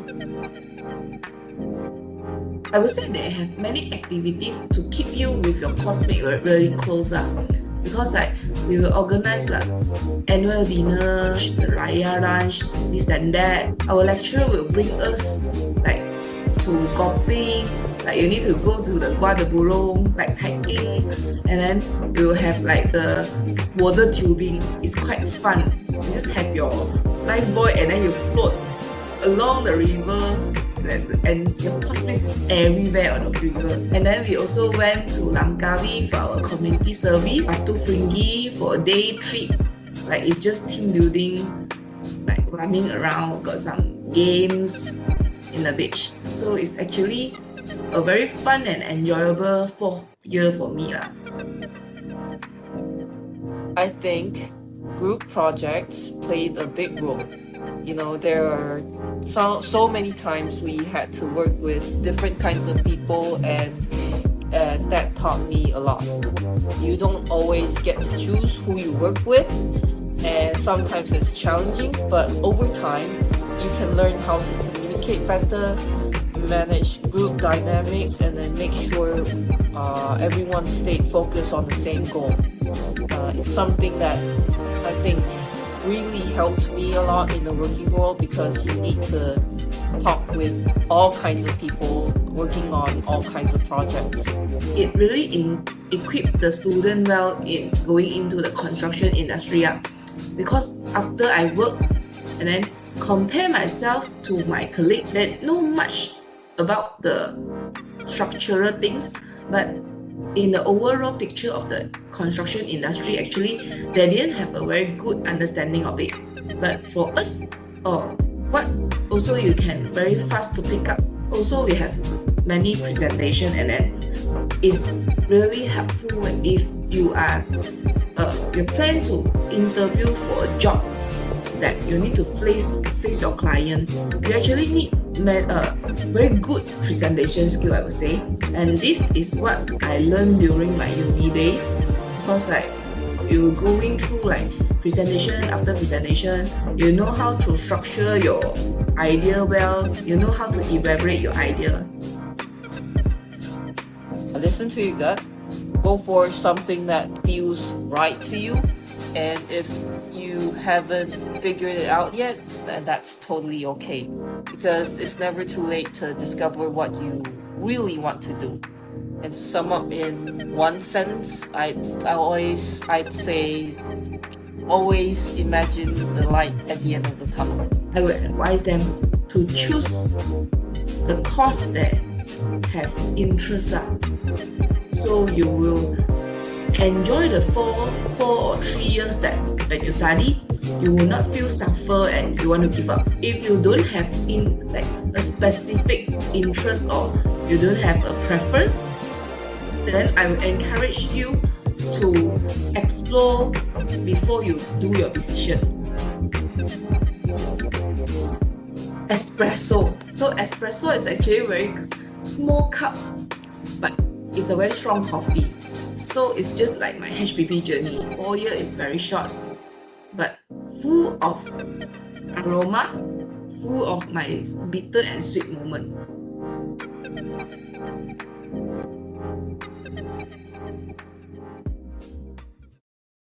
Okay, so ladies and gentlemen, please scan the QR code to join our lucky draw. So yeah, I will give you a few minutes for you to scan. So take your time and please make sure that you don't miss out our lucky draw. Alright guys, we only give you around 1 minute only to fill in, to scan the QR code given to join our lucky draw upcoming next. So please hurry up, don't miss the chance guys. You still have like 30 seconds to scan. Hurry up, because more upcoming prizes will coming to you soon. See. I think the upcoming prizes is very it's just coffee, right? Free to Oh. Okay, so 8, 7, 6, 5, 4, 3, 2, 1. Alright, and now we move into our final academic slot, which is designing space and environments. Alright, guys. So this slot will explore the creative side of housing building planning, HBP, which is architecture, interior architecture, urban and regional planning, URP. So this program helps us to shape how we live, work, and experience our cities and spaces. So guys, without further ado, we welcome Professor Dr. Ahmad Sanusi Hassan, who will be introduced the architecture program. Okay, thank you. Miss Fazira and what the other name is Dayang? Dayang, okay. Okay, to you all, I'm going to share my slide first. I use 2 computers. Okay, one laptop, one iPad. So I'm going to use the PowerPoint from the computer I share. Okay, this is about event step into your future, housing, building, and planning. So first, I would like to say thank you very much for inviting me. Okay, for the lectures. I don't think a lecture, just a presentation about architecture. Okay, can you see my screen? See, doctor. Okay. Okay, I go to presentation mode. So very brief about architecture. Slide mode. Oh, wait a minute. Alrighty, thank you. Okay, now. Okay, about architecture. This is the drawing I draw. So I only first, before I am going to majoring in architecture in my undergraduate study, I only have a basic skill in drawing. But now I have been trained, okay, to be a very good, one of the talent of my talent can be to draw, okay. So, a bit hiccup, okay. So what is architecture? So architecture is an art and science, okay. But if we define architecture in Bahasa Malaysia or Bahasa Melayu, is more appropriate, okay, more the definition is better and right, means seni and bina, Okay, so I would like to give brief to you about art and science. Okay, in terms of seni and bina. So what is architecture? Is a combination of art and science. Okay, if you are from art major, if you are from the science major, it's appropriate for you. Okay, for you to study. Okay, to choose architecture as one as your field later as your career. So architecture is art is a seni, science is bina.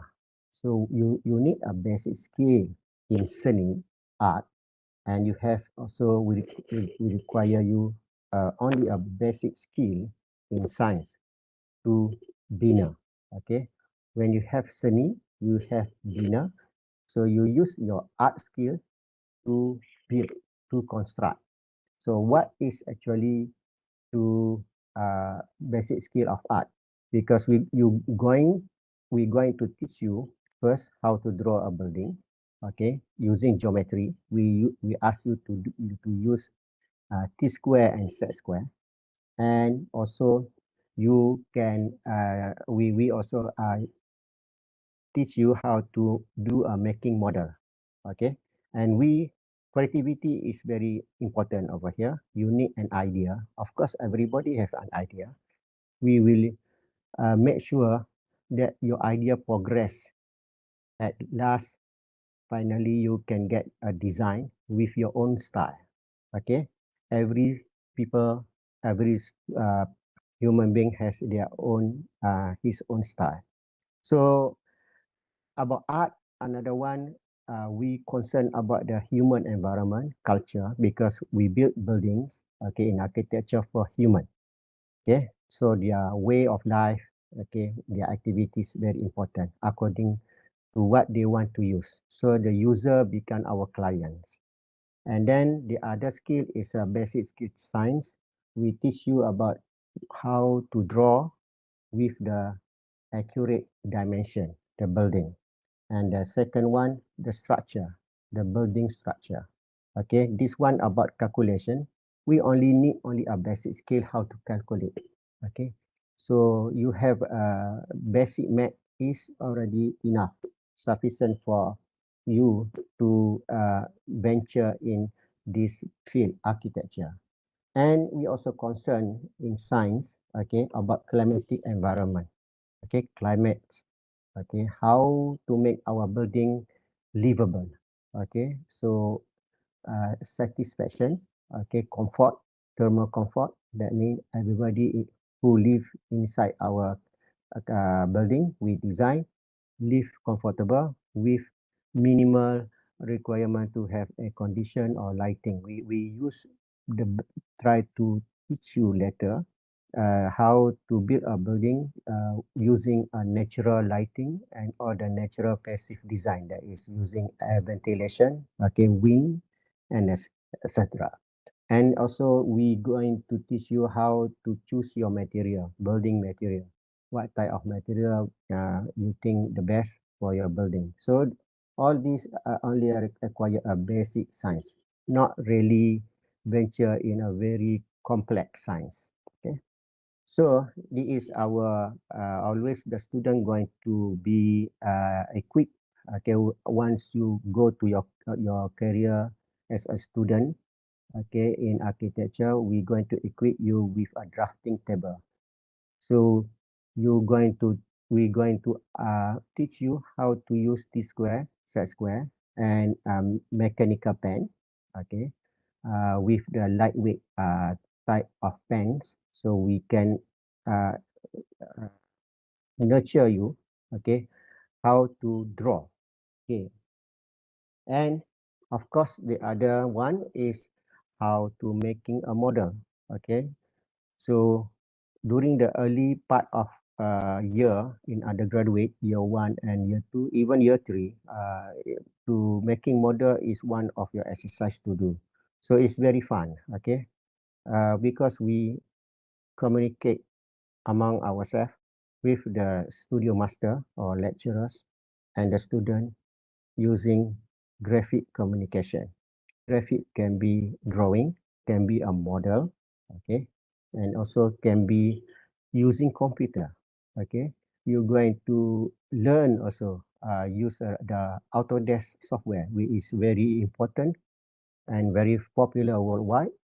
Okay, now the most important used by the Malaysian building industry, okay, under architecture firm, okay, is Revit. Okay, you also going to learn AutoCAD. Okay, these are basic that you need to master, and you can do animation. Okay, the building animation. This is a fun part to be in this field, architecture.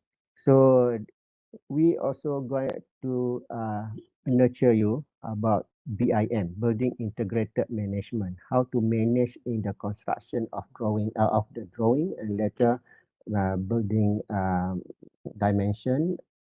Okay, all is according to stages of construction phase. Okay, how uh, to scheduling. Okay, scheduling the building construction phase and time. So this is among the example. I think you are young people. You can Google using your fingertips now. Okay, using your handphone. This just give example of the style in architecture. Contemporary. On the left and top part is style, vernacular style. Okay, use a traditional approach. Okay, how to modernize it. Okay, according to the time today. Okay, using the structure, material, okay, environment, culture of the contemporary times.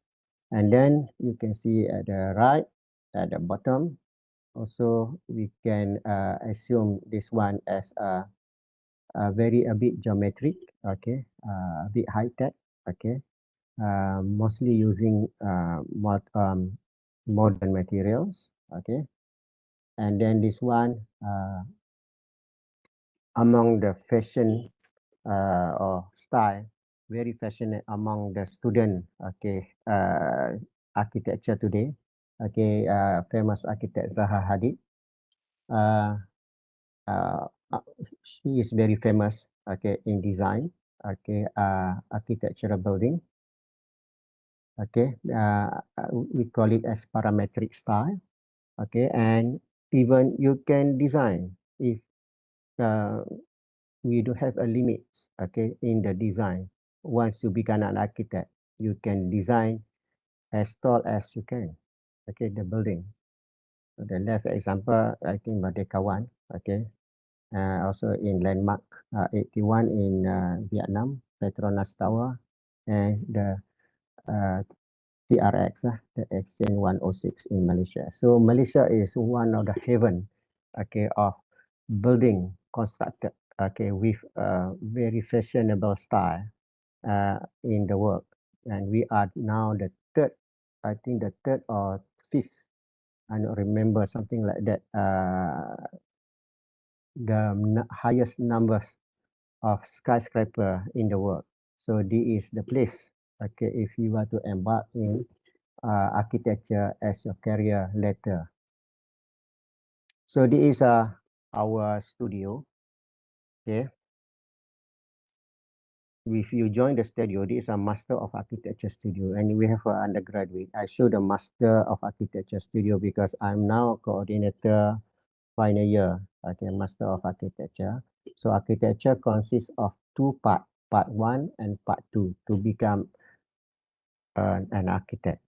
So part 1 is you have to go for study for 3 years. Okay, year 1, year 2, and year 3, and then you have to go to work for a year, and later you can continue for part 2, year 4 and year 5, which is equivalent to Master of Architecture. So combination of Bachelor of Science Architecture plus Master of Architecture, you will become an architect. So you need to have at least part 1 course degree and part 2 degree for the completeness of this degree of architecture.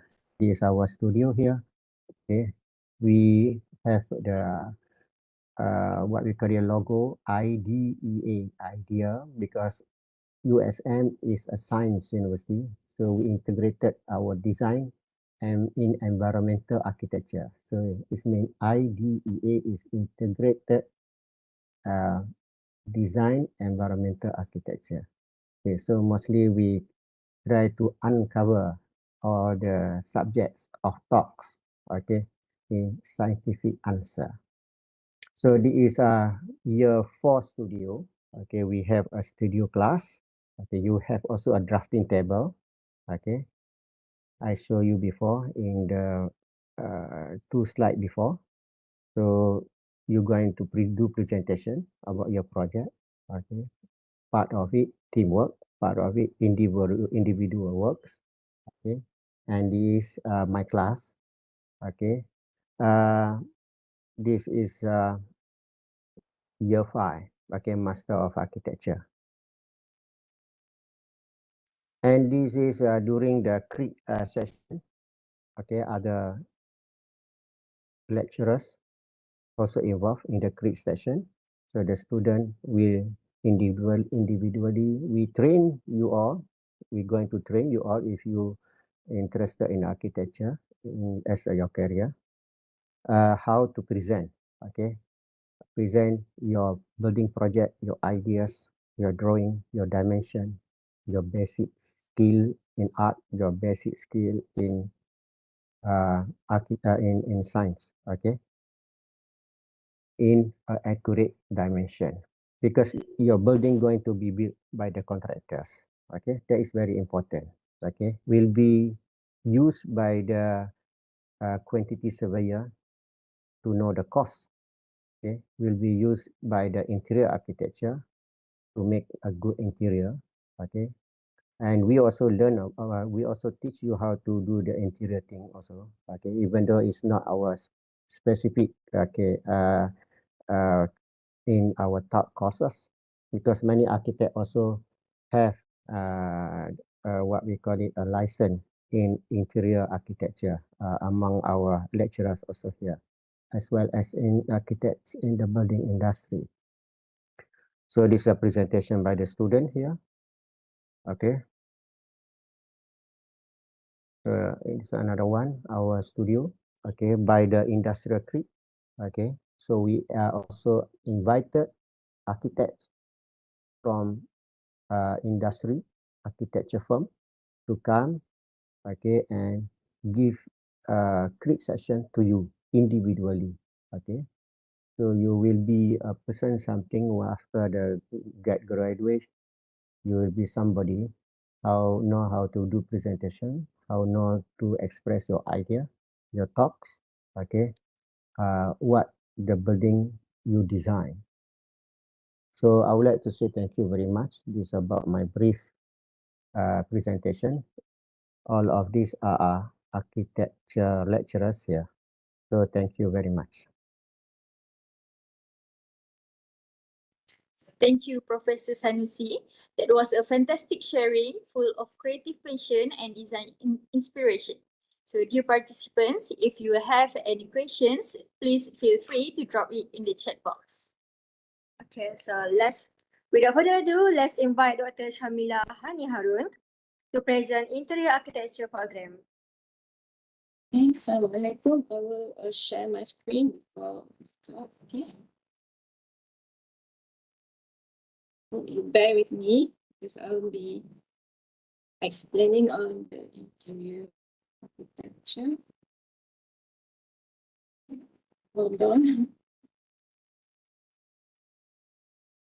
Okay, my slides are out already. So I'll be presenting in this mode. Assalamualaikum warahmatullahi wabarakatuh.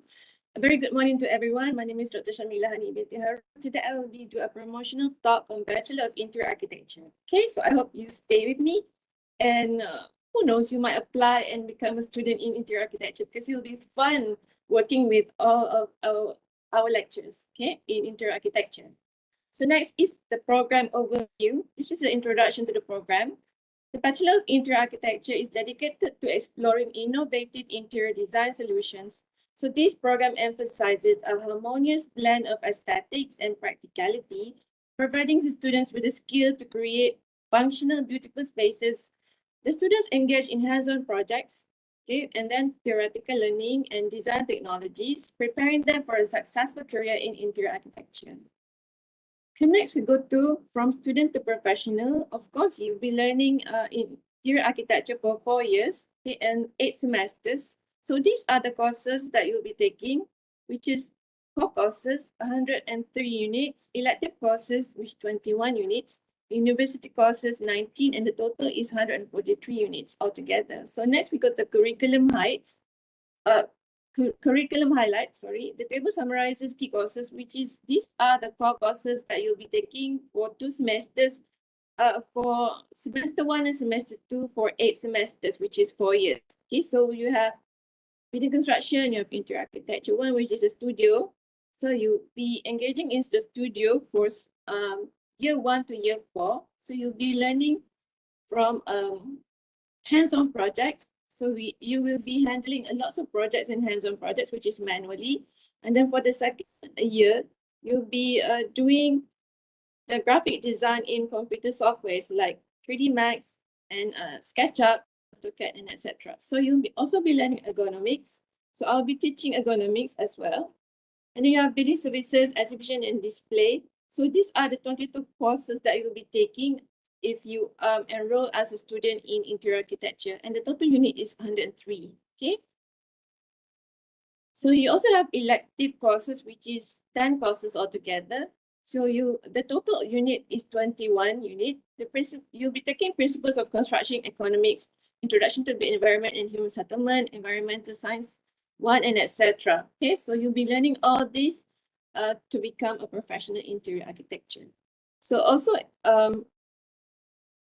our program, interior architecture program, is accredited by professional bodies, which is Malaysia Council of Architecture and Accreditation and Education. So this accreditation demonstrates our dedication to meeting the standards expected by the profession and ensures that our graduates are well regarded by employers in the field. Okay? So meet your super cool educators. So these are 5 lecturers that you'll be engaging with if you enroll as an interior architecture students. So I am the only lady lecturer in interior architecture program. So you have me, Dr. Shamila Haniarun, Dr. Muhammad Jaki Muhammad, Mr. Hakimi Ahmad, you have Dr. Frizan Aziz, and Dr. Safi Akbar Zakaria, which is all these lecturers are super good lecturers and very friendly. Okay, and we'll be teaching you all the subjects in interior architecture. Then the student projects. Okay, first, you have residential design, which is innovative home interiors focused on space usability, ensuring aesthetics meet functionality for diverse lifestyles. And you have sustainable solution, which is students emphasize eco-conscious design, creatively using sustainable materials for healthy environments. And then also you have commercial design projects, which is projects that are prioritize branding while enhancing user experience, making spaces usable yet appealing for businesses. Okay. These are projects for 3rd year, which is digital library that have been done last semester. Okay, so these are, I choose 3 projects from the best students from 3rd year. Okay. So you guys have to shape the spaces of tomorrow. So if you enroll with interior architecture, you'll be learning all these. The next one is the secret language of design, which is understanding the mood board. So before you design something, you have to know the ambience of the your project design and styles. So this is Zen style, Asian Zen style. So you also have futuristic style, and then you can have minimalist style, and etc. So you can choose any style that you want when you work with a hands-on project, okay, from all of the 4 years. Next, bringing your ideas to life, the power of drawing and rendering. So students also have to do sketches, okay? There's lots of sketches that have to do before they design a space, or for example, a residential or commercial space or a hospitality space. So they have to sketch and sketch and sketch until it becomes right like this. So this is daily sketches that my first year students have done for me. So I asked them to draw 1-point or 2-point perspective. So I'll be teaching them how to draw the 1-point and 2-point perspective of interior space. So this is how the outcome of the sketches from my students. Okay, so they also have to color it with marker. So if they don't know how to color it, so we also have our workshops for the students to learn from how to color and etc. Okay. Next, also in the workshops, we also expose the students to sketches like this, like so. Okay, so they have to sketch the exterior of the building as well. Okay, so anything that catches their attention, they can just sketch by using pencils and etc. Okay.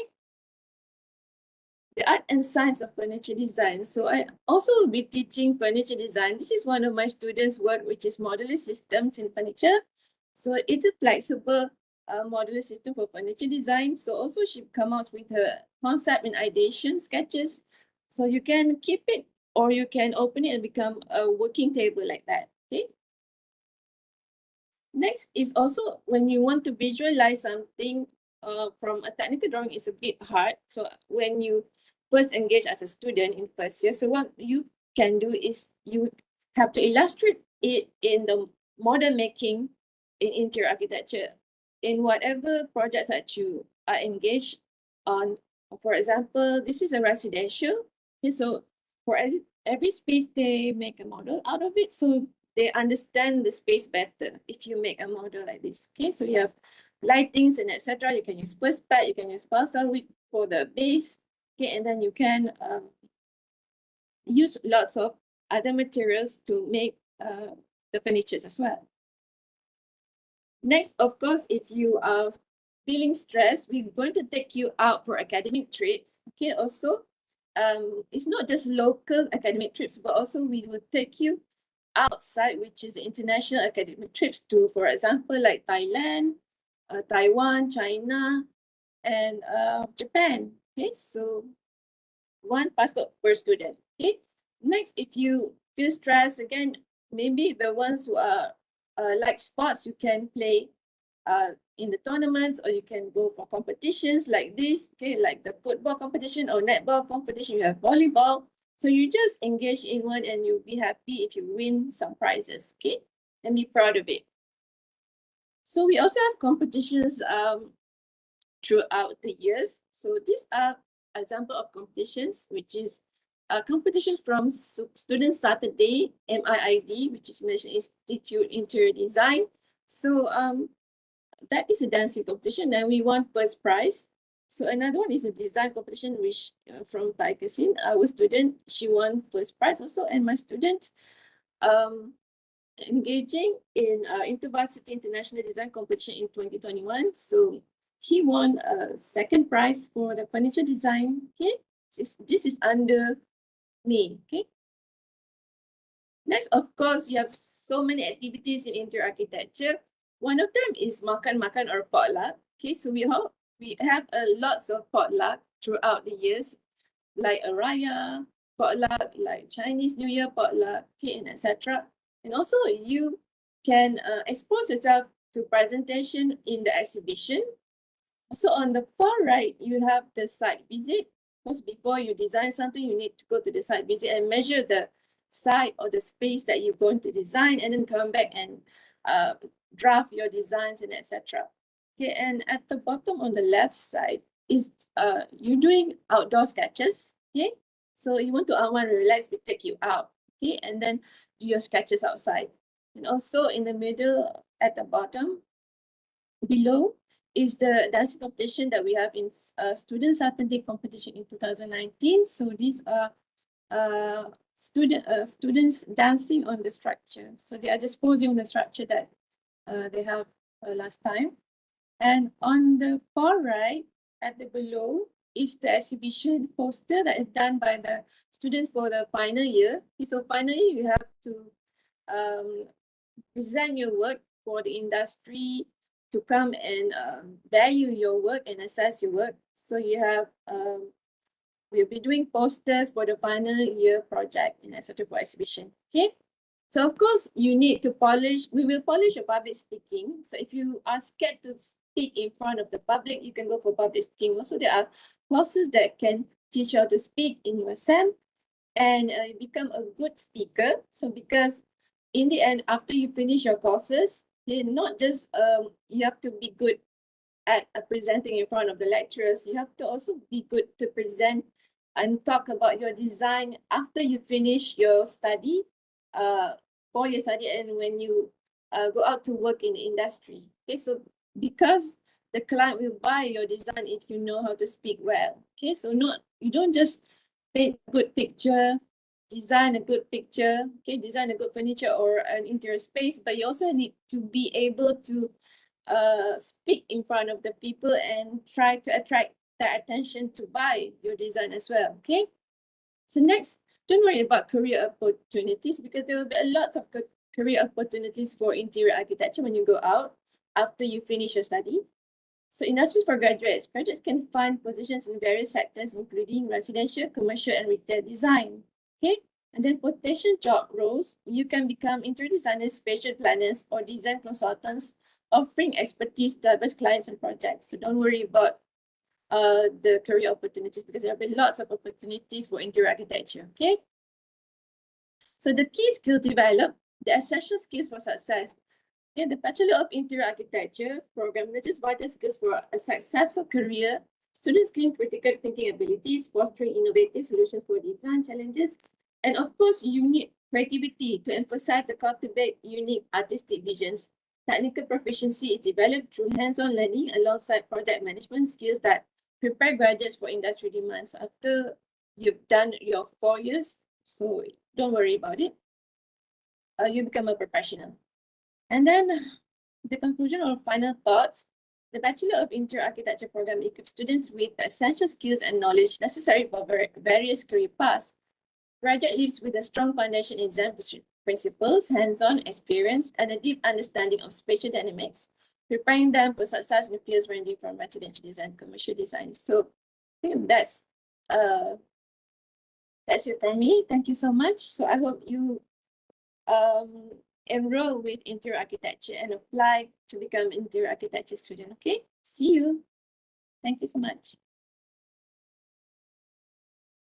Thank you so much, Dr. Sharmila. That was a very beautiful sharing. We can already imagine the design possibilities. So, dear participants, if you have any questions, please feel free to drop it in the chat box.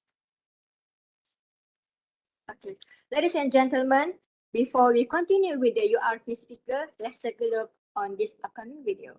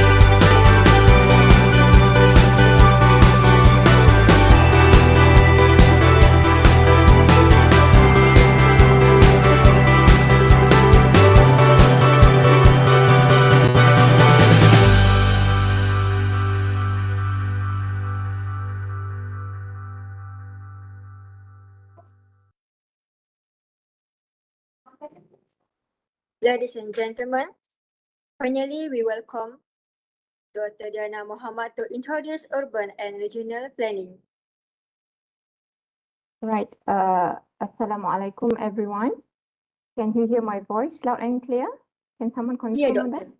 All right. So am I going to share the brochure or you are going to share on my behalf? All right. Okay. Thank you so much. So Assalamualaikum and good morning everyone. So my name is Diana Muhammad. I am one of the senior lecturers of the Urban and Regional Planning Program.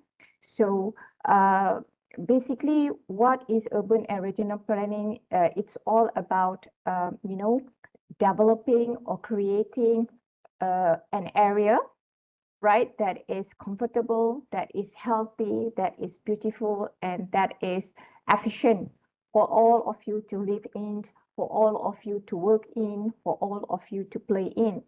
So having said that, I want to tell you guys that when you are looking at the urban and regional planning program, so you are basically learning to plan, in a very large scale, because you are talking about, for example, residential area, you are talking about commercial area, industrial area, administration area, so on and so forth. So the reason why urban and regional planning program is relevant, is a relevant program throughout the years, because I have mentioned to you just now, we are not just planning for, a space for you to socialize. It's not just a space for you to interact with each other, but it is basically the space that you will be living in for the rest of your life, or your children to be living in for the rest of your life. And we are not just talking about the space that we are going to live in, but we are talking about how we are going to conserve, preserve, and nurture the resources that you have. We are talking about the river, we are talking about the forest, we are talking about, for example, the mountains, so on and so forth. So those are basically the responsibility, the role, and how urban and regional planning is very important, especially today when we are talking about, all those changes in climate change, all those, high raising in temperature, you are talking about global warming, so on and so forth. So this is the high time that, we pay very high, very high attention, work closely with, the urban and regional planning professionals, right? Because you do not want, the world that you are living in to collapse. You want to live in a very harmony, in a very comfortable environment. So this is why, urban and regional planning is very important. So throughout the years, if you have taken a look at the video just now, we are not just, going to teach you in class, but we will bring you outside. From the very first moment that you enroll with us, the very first moment that you are registered as our students, you will be, you will be informed that throughout the 8 semesters, all right, you will be working very closely with our industrial partners. So though you are in your first year, first semester, the projects that you will be working on is a real project, where basically the project is a project given by our industrial partners. So you will be working on the real project, and obviously when you are working on the real project, the assessment is not just coming from the lecturers, but the assessment will also be coming from the industry players, which means that this is how, at the education level, we are taking a very good care of quality, because we all know that, for something to happen, you need a good staff, you need a qualified staff, you need a knowledgeable staff to do the work, to get the work done. So this is the first stop gate, at URP, on how we are taking care of our quality education. And not to forget that currently, because of we pay so much attention, to make sure that the students are not just learning in a wall situation, but to make sure that, you know, our students, they are really, they do understand, they pay attention, they can actually weave, you know, the theoretical points and the practical points, we bring them out. So the courses, the classes, the lectures, okay, is not only going to be in a hall. So we will bring you, okay, for example, to go for the visit, for example, to Plan Malaysia, to, you know, any planning associations, planning companies, so on and so forth. So this is the second layer of we trying to ensure that we are giving you quality education. And at the same moment, we are trying to tell you that this is going to be the reality that you are going to be in when you are working in the urban and regional planning field.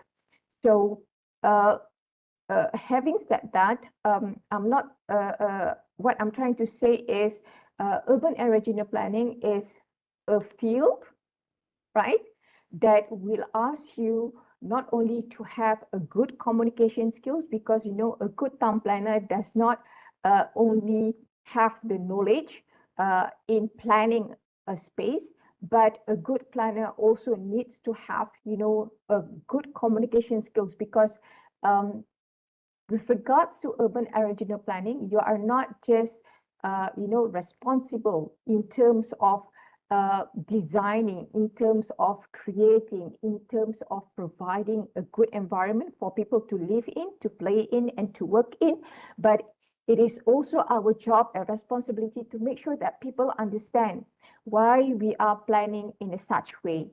So with all that discussed and shared points, I hope that you know, you have a sneak peek, you have, you know, at least you know, some knowledge into why urban and regional planning field is a relevant field.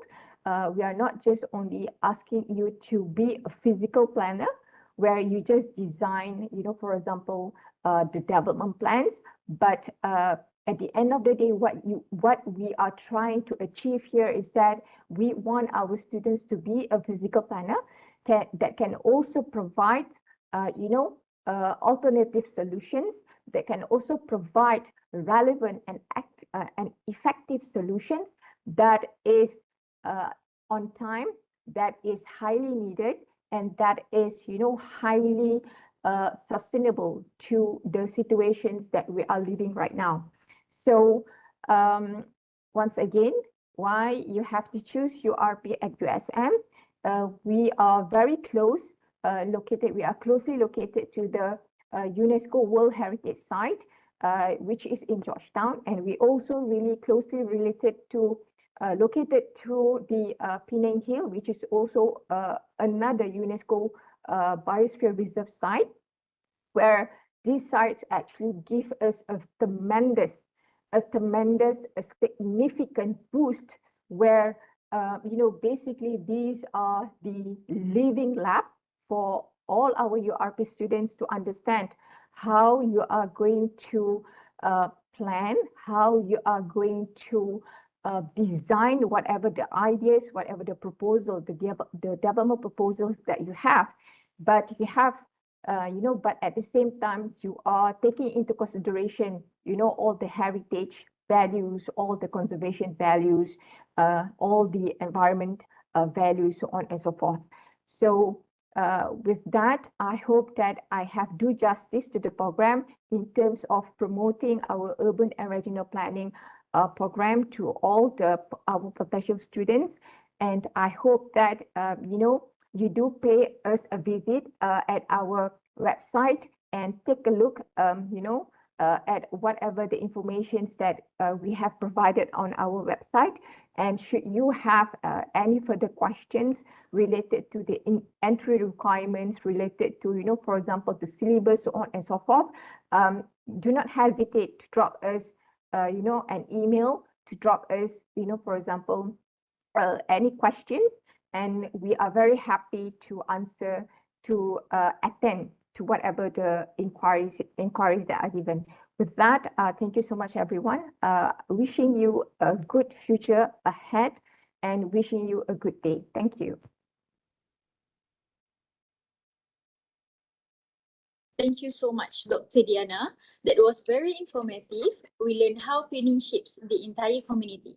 So, dear participants, if you have any questions, please feel free to drop it in the chat box. And also don't forget to fill in the form pinned in our YouTube live comment so that you can join our lucky draw. Skip.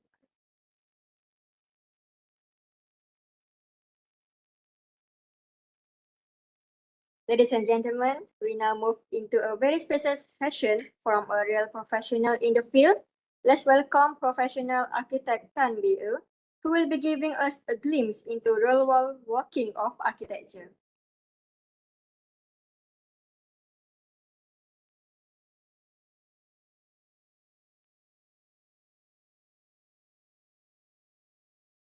Halo, selamat pagi. Boleh dengar? Boleh. Hi, morning everyone. So thank you, dear MCs. Very well organized event today. I'm a practicing architect, as our MC has mentioned. I have a few slides and also very important advice to all you school leavers. I need to understand semua waiting to decide what you like to do. Most important is you must know what you want, what is the future that you wish to achieve. Okay, let me share screen.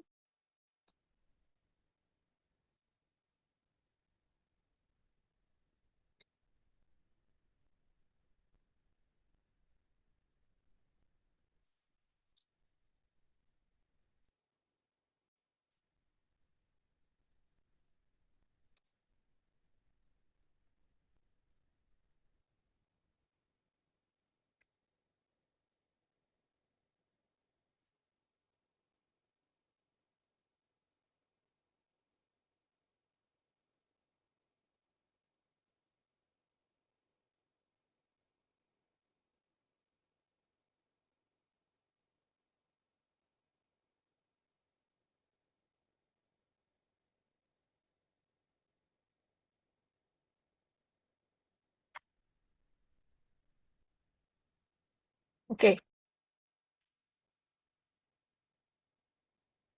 So I'll just very quickly help you, every one of you, to decide whether you like to be a designer or you like to be a project manager.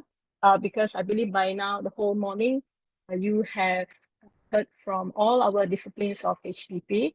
So literally HBP, you have like a design base and more of a technical discipline. Great job with Dr. Dina's introduction about how Penang is a great place to study. So I'm an architect and also a interior designer. Multitasking, multi-roles is what I was trained when I was studying in USM. Yes, I'm an alumni, HBP, and our lecturers always train us to be, dreamer, go all out. Kalau HBP, kita memang serba boleh, mampu punya. So with that semangat, I am here where I am today, really thanks to our lecturers in HBP who have always planted that seed of change the world. So I titled my subject, my topic today is, make that change, step into your future, make the world a better place. So if you are looking at ways to make an impact in the built environment, this is where you can join us. Yeah. And the best part about HBP is you have so many disciplines to choose from. Okay, you can be an architect, you can be an interior designer, you can be QS. Some of our students here semua dah graduate. Okay, these are many years ago. So this is me with my students.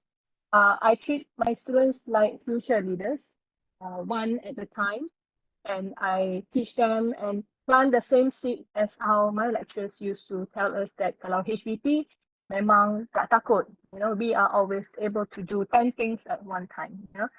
And this is me with my students taking them out to meet industry leaders. The whole background about my life is I spent 1 decade practicing.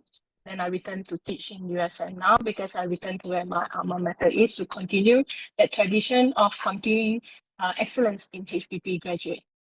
So of course, I'm very grateful to our organizer to invite me today. And I feel my role here is to inspire you how far graduates from Penang, from HBP can go. Take my story and make it your version. And after spending 10 years in the consultancy practice, I came back to teach. And a few, I'm just going to run through some message that you can take home. Always ask why. Right now you finish your SPM. So, why do you need to make the world a better place? Because these are a few slides and I always dream and also always drum home to my students. This is even since COVID. Okay, during COVID, if some of you remember, every day we are talking about flattening the curve. Actually, we have bigger curve to handle. Recession, climate change. So these are all global issues that we train our students to be aware of. And because this is your why, if you want to join construction industry, essentially architects and interior designer, town planner, landscape architects, project managers, quantity surveyors, building surveyors. So all of us in HBP, we are involved in in the built environment. Okay, so built environment is essentially the buildings and the cities around you, right? So these are not my facts, but this is global facts. We are emitting too much of CO2, and we are, our population is growing too fast. We're building double of what we have every time, and so as an architect and interior designer, I do also teach design thinking. So if you join HBP, then there will be chance that you can attend my class lah. So essentially, in HBP, whether you are ID or QS, we train everyone to have that same level of not just being creative, but you have to be innovative. Kalau tak innovative, how are you going to make the world a better place? Then the same old problem. So we push this whole vibe of not just thinking new things, but new ideas. Ask questions why, why are we doing this, and always reinventing old spaces. So naturally, if you guys are having an interest in architecture, at least know that actually architects must be creative, must be innovative juga lah. So actually, my original size is like 150 for design thinking. Today I only have 10 minutes, and so but this is a glimpse of what you can learn and what you can get exposure if you are with HBP. I think what's great about HBP lecturers is we are both also in the industry, also both in the academia. So you are not just really getting theoretical knowledge. You get exposure of seeing the world, meeting people in the industry. So I think we are very diverse in terms of our lineup of lecturers. You have experts from all fields, all areas in the built environment.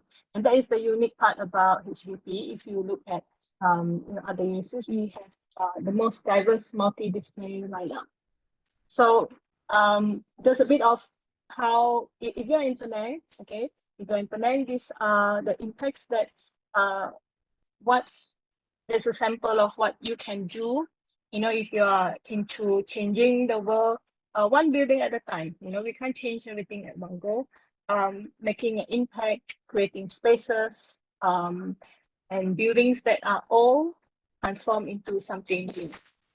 So these are some of my industry projects where I try to teach my students. So during this is a class on principles of design. Students come from architecture and interior design. So I take them out, to actual building itself, buildings that I I pursue what I believe should be, buildings that are better for the environment, natural lighting, natural environments, money.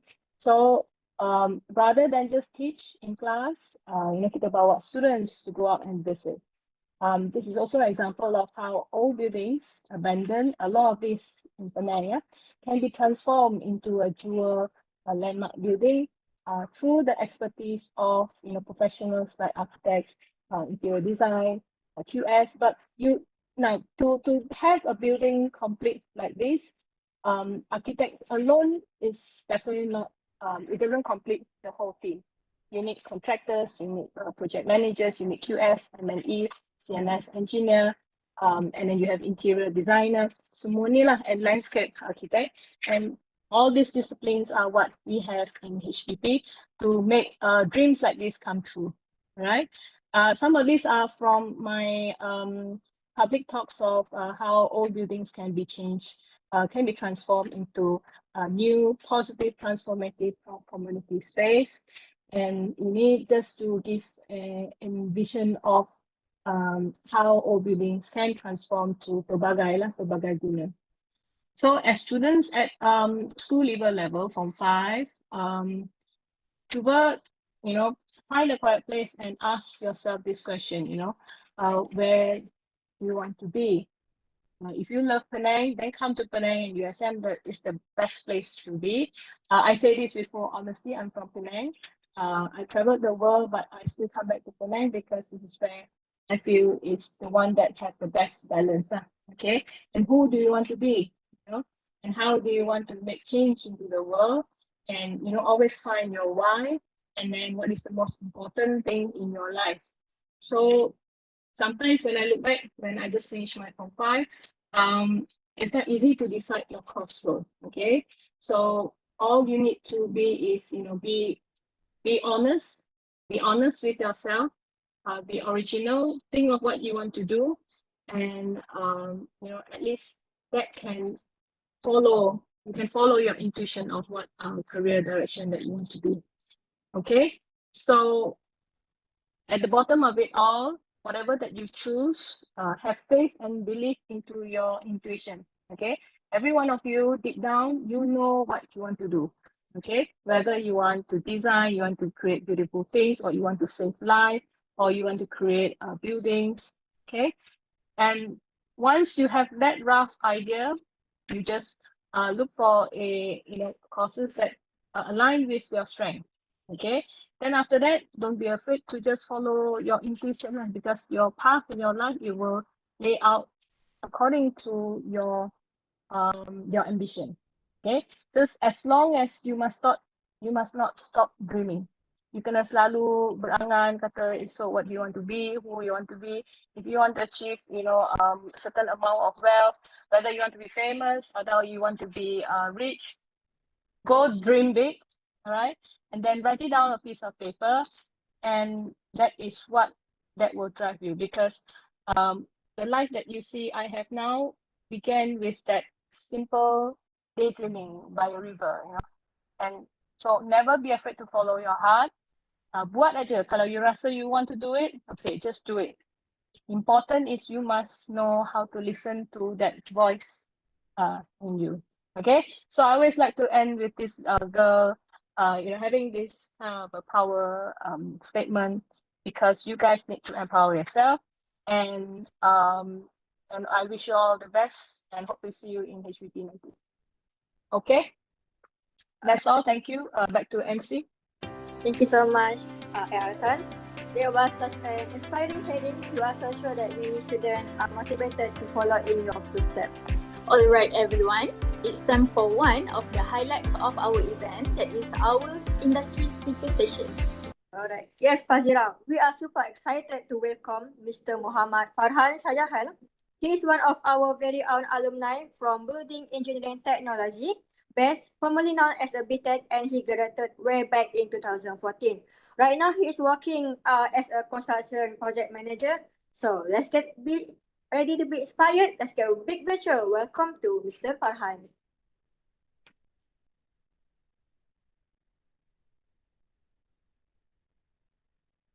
Hello, hi. Hi. Can you hear, right? Sure, Mr.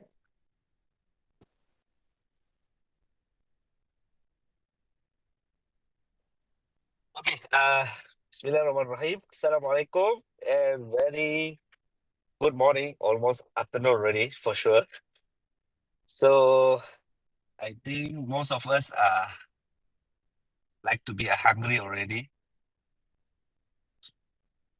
Okay. I will introduce myself first. I'm Muhammad Farhan. I'm Muhammad Shahjahan. I'm graduated 2014. Uh, Now I'm working as a construction manager at Tech Project Management. As how many years already? I think around 12 years. Okay. Sec. Okay. So you know, first of all, I will welcome all of the new student from HBP to the HBP. Welcome.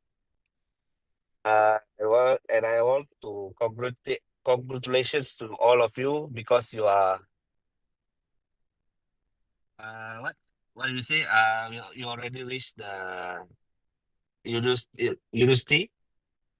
And after this, most of you maybe if you got Riziki, you will continue to the master and PhD level. And I believe most of you will go to the work environment. Okay, so since I'm graduated, I just want to share my little journey until I'm what I is now. Okay, first of all, after I graduated, I go to the yes, of course, the interviews before to getting the job. But what I can share to you, a bit tough to get the job. Why? Because yes, we are first exposure. I'm just telling my experience only lah. My friends all some after graduated for sure all got work, got the job. But my experience, I have to went through around 27 interview before I getting a job. So I'm interview in the Penang, KL, Johor, and some Singaporean company. My luck stick in Penang because I'm studying USM. I'm and I get the Penang for first company. I work as a supervisor, even though I got the degree. I work around one uh, 1 year plus as a site supervisor. Sorry. So from then after that I jump to the other company. I stick with the site engineer. Then I working around 4 years. Then jump another company. For 2 years as a senior site engineer. Then I come back to my current company. It's a Tech as a senior site engineer, then promoted until now lah. Senior construction manager, sorry. So the life, what is teaching me is you cannot take all the chances for granted. Saya cakap dalam bahasa Melayu lah, okay? Kita tak boleh nak ambil segala-galanya opportunity yang kita dapat, peluang yang kita dapat, jangan sia-siakan. Dan juga pathway. Always believe in the God direction, what God give you. Believe. Sebab because apa yang kita nak dapat takkan semestinya kita akan dapat. Simple sajalah saya bagi contoh. Universiti ni mesti ramai dah ada couple-couple, dah ada boyfriend, girlfriend. Tapi in the end, tak semestinya kita kahwin dengan orang tu. Betul tak? So, that's just a set example only lah. So, whatever God give you, follow the pathway with 100% belief on His God, our God lah. Okay, then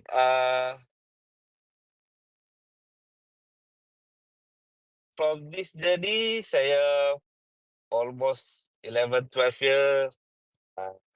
Alhamdulillah, I believe in Allah, and He give such a good life lah for me.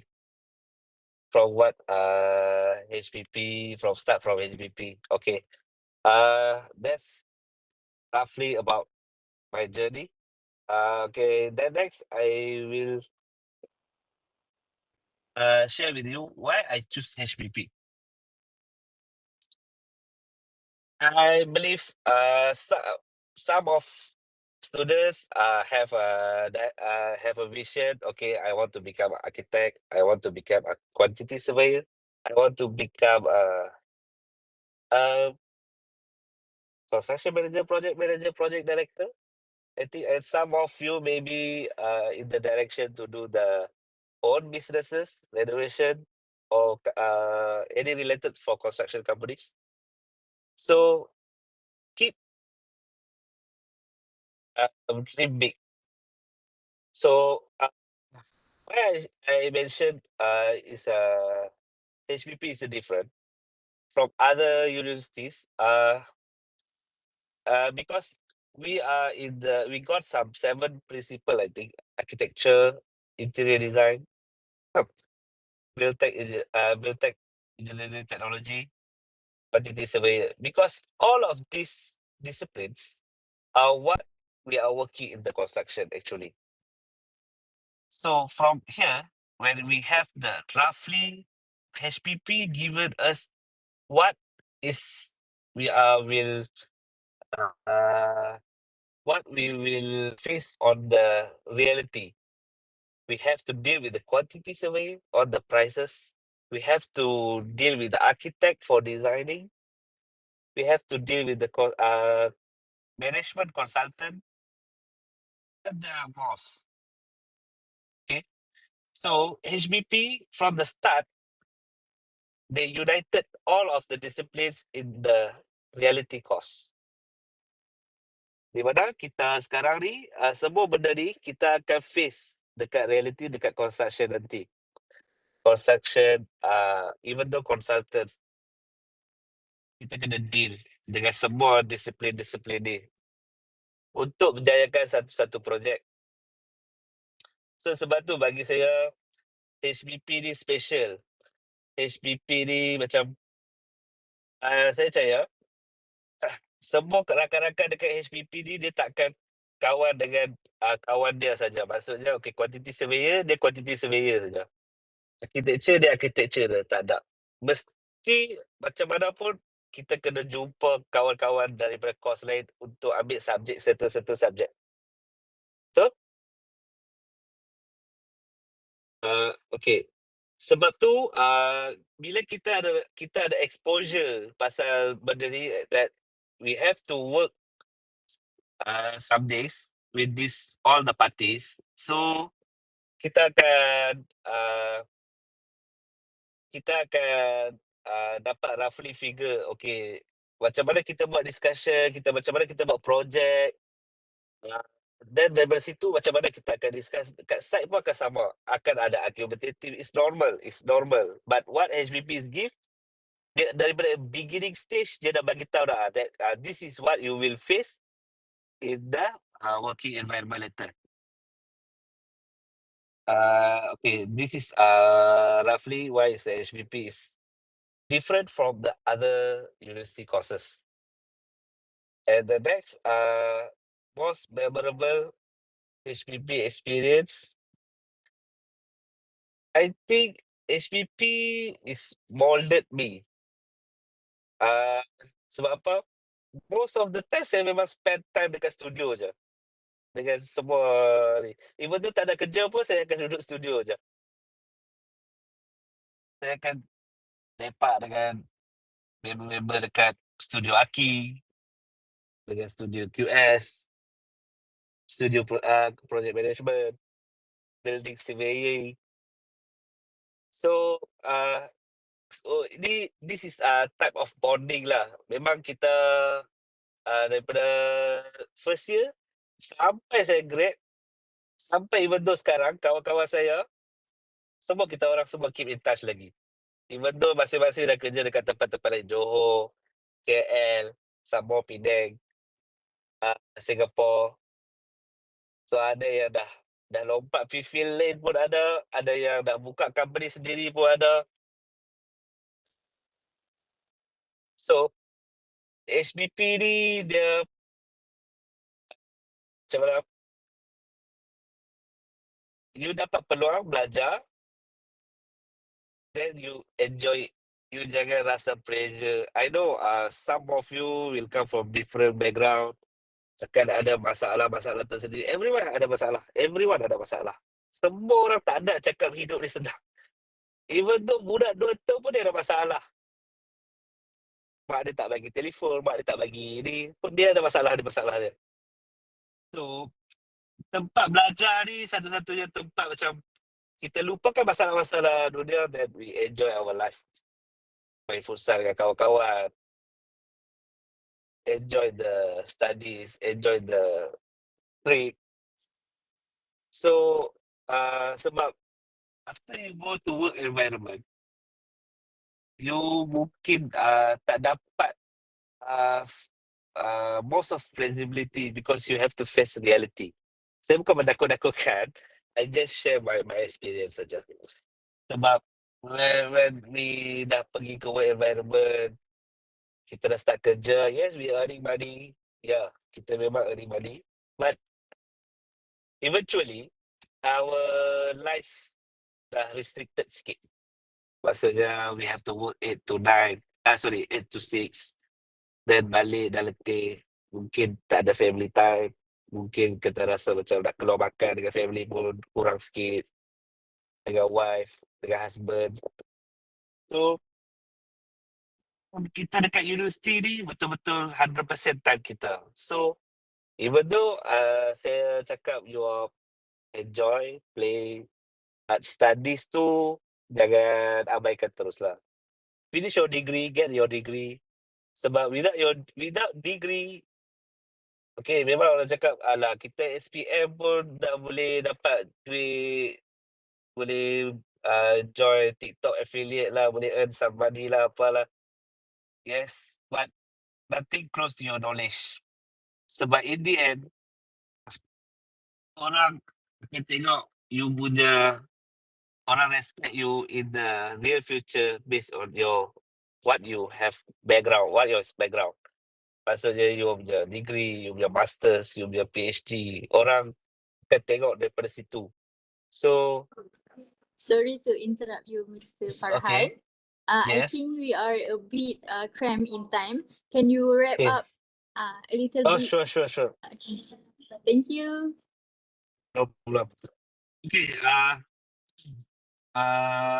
Okay. For the wrap up, I welcoming all the new students to HPP. Enjoy your life. Make friends. And ready for the excitement. I think that's all. That was awesome. Thank you so much, Mr. Farhan, for the inspiring sharing. And also, please don't forget to fill in the form in the YouTube live comment to join our lucky draw. So, ladies and gentlemen, now it's quizzes time. Let's see how well you have been paying attention. Alright. Dear participants, before we begin, please your full name, real name when answering the quiz, it is because ada important for us to identify either you are eligible to win any prizes upcoming next. And yeah, for your information, the participants, only top 5 are qualified to win the prizes, okay? You could win such Touch and Go e-wallet credits or Zeus coffee. So now you have 2 minutes to scan and enter the quizzes. So you can scan now. Scan. Still zero participants. Where are you? Okay. Alright, Now we have second participants. Okay. Come on guys, come on. Tak kalah, tak ada orang yang nak apa, Zeus kan? Ya, Zeus. kita ada Touch and Go dengan Zeus voucher ni. Masuk cepat-cepat. Tak kalah tak nak duit Cenggo kan? Okay. Cepat lagi. Kalau tak ada, siapa yang ambil? Kita ambil nanti. Awas. Okay. Awas. 5. Anyone? Okay, dekat yang Guna nama penuh ya. sekali lagi saya nak remindkan untuk please use your full name untuk easy for us to identify you guys. Okay. Those yang tak guna full name automatically we disqualified from the quizzes. Saya dah abang awal tau, maka please your full name, okay? Peluang. Cepat-cepat balik nak minum Zeus. Zeus juga. Tak nak ni ke duit lagi? Touch and Go, yaps. Okay. Sekarang baru 10, come on, 11, come on. Cepat guys. Cepat.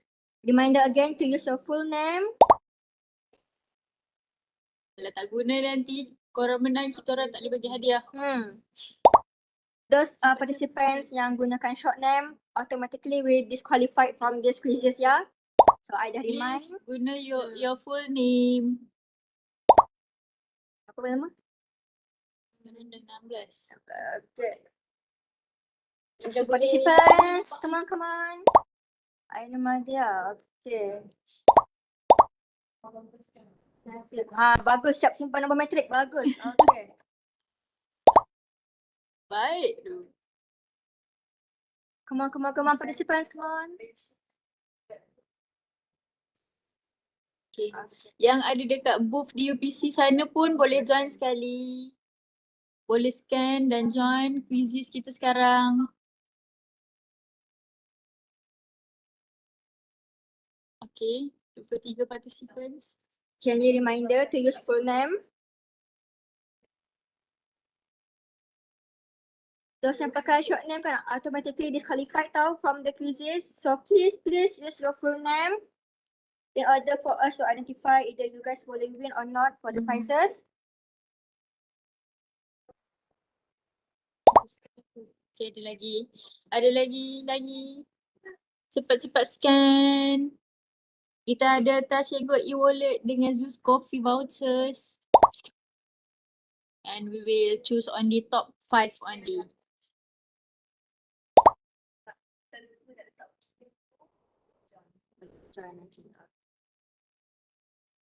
Okay, participants, those yang menggunakan short name tapi macam alamak, tak boleh guna tak short name pula. It's okay, korang boleh rejoin and make sure to use your full name untuk join, okay?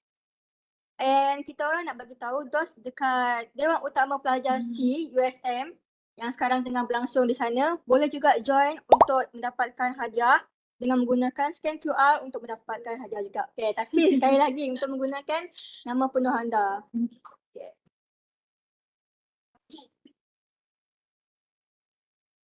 Helen, I see you use your short name or nickname. Please use your full name ya. Dah disqualified. Jangan sampai dah yang qualified. No, you guys lah. Ambil korang punya Zeus. Habislah. Terus yang guna short name lepas tu keluar boleh join boleh lagi keluar balik then rejoin balik. Scan balik. Jadi participants ongoing, we're still hoping for more participants. Come on guys.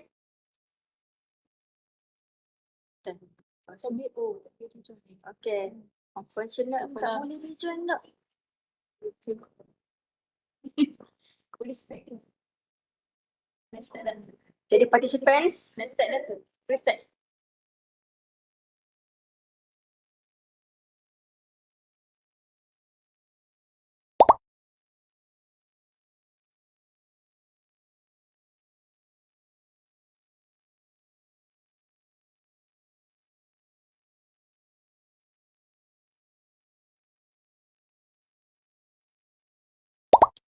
So everyone ready?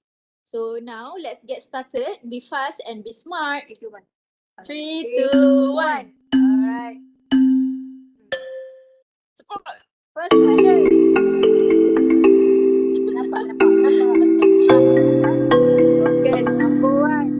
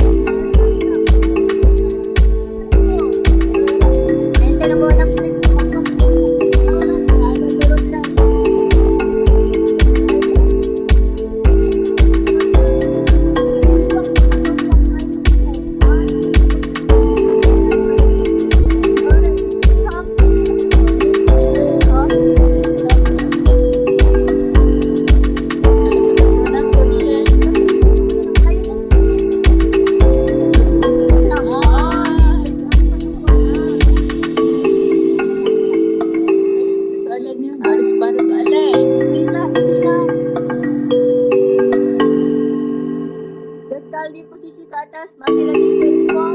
Diikuti oleh Wong Yui. Okey, kita terus lagi. Nombor 5 masih lagi Alicia. Nombor 6 Jason Paul.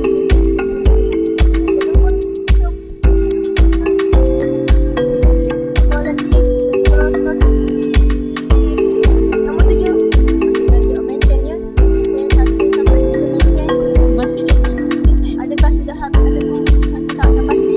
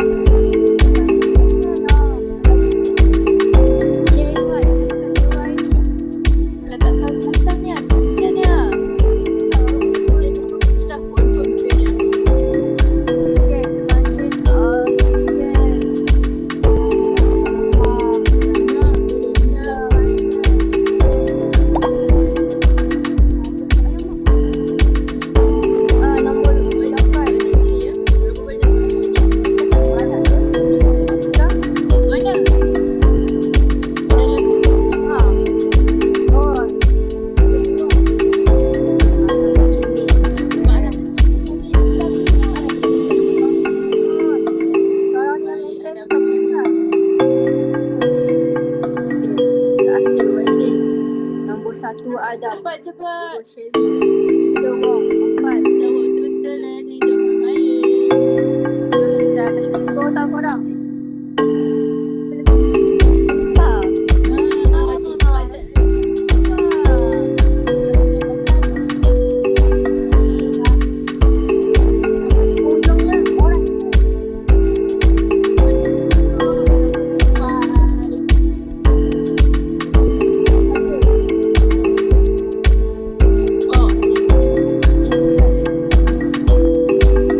Okay, untuk semua kita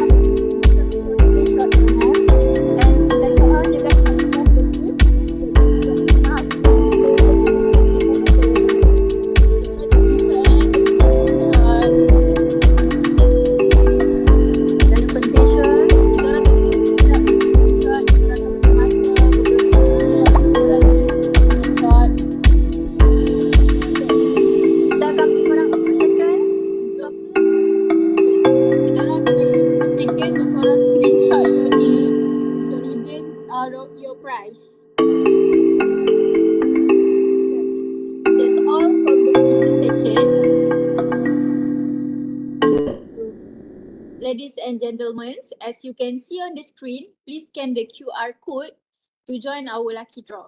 So kita akan bagi korang dalam masa seminit untuk scan QR code ni untuk join kita orang punya lucky draw. Cepat scan dalam masa seminit. Sekarang dia nampak kan? Cepat scan. Tunggulah sekejap. Alright. Okay, cepat scan lucky draw ni. Lucky draw paling grand Hadiah kita menarik tau. Boleh dapat timpak tiket. Cepat. Don't forget to scan QR guys. 2 second left. Masih menunggu queue. Okay. Alright, Fazira. Sekarang boleh dari mana Fazira? Nombor? Semua orang. Korang kalau dah scan boleh react dalam YouTube punya komen. Okay guys. Without further ado. Okay. While we prepare for the final lucky draw, let's relax and enjoy one last video together about interior architecture student past project. So basically this video will capture the heart and spirit of HBP USM, where your future begins. Enjoy.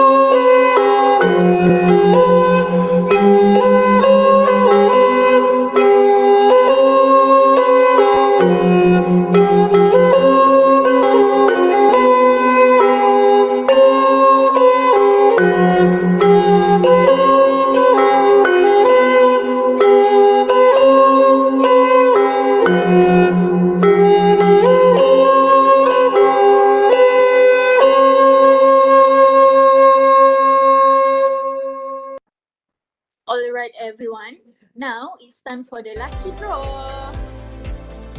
Alright guys, now we will be spinning the wheel for 11 times. 10 of you will win either all touch and go or just voucher, and one very lucky winner will walk away with a free theme park ticket. So please be get ready and let's spin that wheel. For the first spin wheel, roll it. Siapa pemenang pertama? Kita ada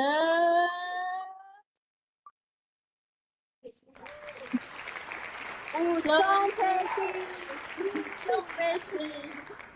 Congratulations to Song Peshi. So please screenshot your name and later on you can claim out your gift at the end of the event, okay? Screenshot cepat-cepat. Dah screenshot ke tu? 1, 2, 3, 4, 5. Done? Okay. Alright, next. We go for the second spin wheel.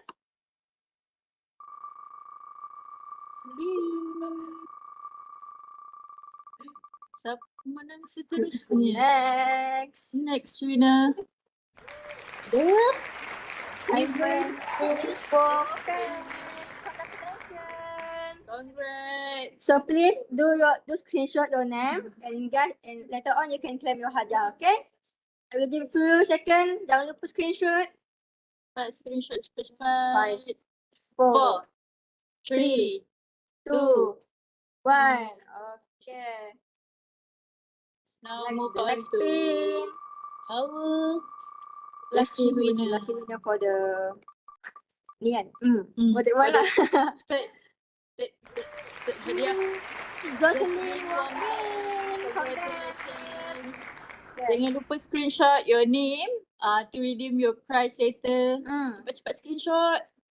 Betul. Kalau tak, ayang ambil nanti tahu. Okay. Ayang ambil habislah hadiah.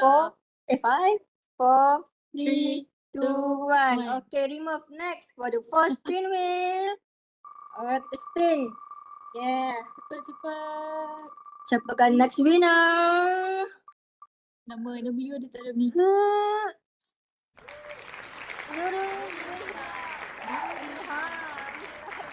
Nama Gandy betul okay. Okay, kita screenshot your name. Awak screenshot your name. Later on, you akan claim dekat your hadiah later on. Alright? I give you some few seconds to screenshot your name. Fazira. Cepat. 5, 4, 3, 2, 1. Okay, thank you. Next spin wheel. Adakah ni spin wheel kelima? Okay, kelima. Yep, kelima. Okay, siapakah next winner? Ada.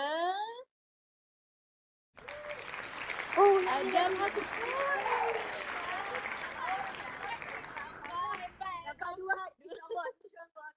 Dua hadiah Wow, sangat luck Jangan lupa awak tak ada Hakimi ni. Cepat-cepat screenshot ada Hakimi. Kalau tak habislah dua hadiah. Akak bagi masa awak ni screenshot dulu. Okay. 5, 4, 3, 2, 1. Alright, terima kasih. Bertuahnya awak. Next spin wheel. Betul ada Hakimi ni. Alright. Betul. Kita tak pergi tengok je. Alright, next. Siapakah next winner kita ada? Okay, yang ni. Yang ni. Person anak lelaki Surat. Please do screenshot your name. And later on you can claim your hadiah, okay? Betul. Cepat screenshot. Jangan lupa screenshot. Betul. Kalau tak nanti tak dapat hadiah kalau tak screenshot. Kami ambil. Settle kita orang. Alright. Kita countdown lagi. 5, 4, 3, 2, 1. Okay, next. We move to the next spin wheel. So kita tengok siapa pemenang seterusnya. Ida yang ke bukan? Nama aku. Fazira. Rabun saknya.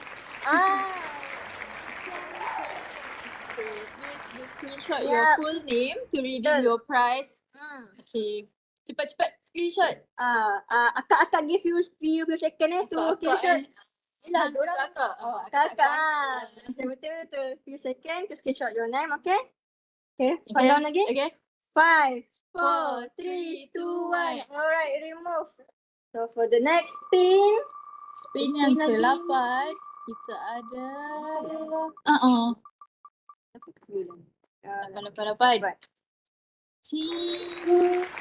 Liang Jati. Please screenshot your name. Screenshot screen ni, okay? Screenshot. Lepas tu nanti korang akan redeem dekat our friend lah. Betul. Congrats to you. Okay, next without further ado. Okay, so 5, 4, 3, 2, 1. Okay, spin lagi. Alright. Hari hujan ni guys. Yang ni dapat Zeus. Yang macam kan kenapa? Next we have. Ada Nur Ismahani Salina binti Imran. Panjang tu nama dia sampai 4 nama. Panjang betul nama awak. Kalau nama saya sama je kita sebenarnya. Okay, tahniah awak. Jangan lupa screenshot nama awak and later on you can claim your hadiah kan dekat at the end of the event. I will give you few seconds. Dah kok rasanya? Kita countdown lagi. 5, 4, 3, 2, 1. Rolling. Okay, ni yang ke-10 dah dia. Kita almost nak hit the grand prize ni. Alright. Tengok siapa pula yang nombor 10 ni. Saya. Tengok ni. Ada ni komen. Alright, kita ada Love to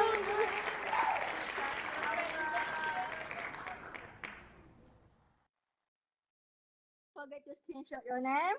Okay, I will give you a few seconds. And then later on you can claim your prizes at the end of the event, alright? So kita ada apa dia yang? Final. Nama final lelaki tu. Hadiah dia apa?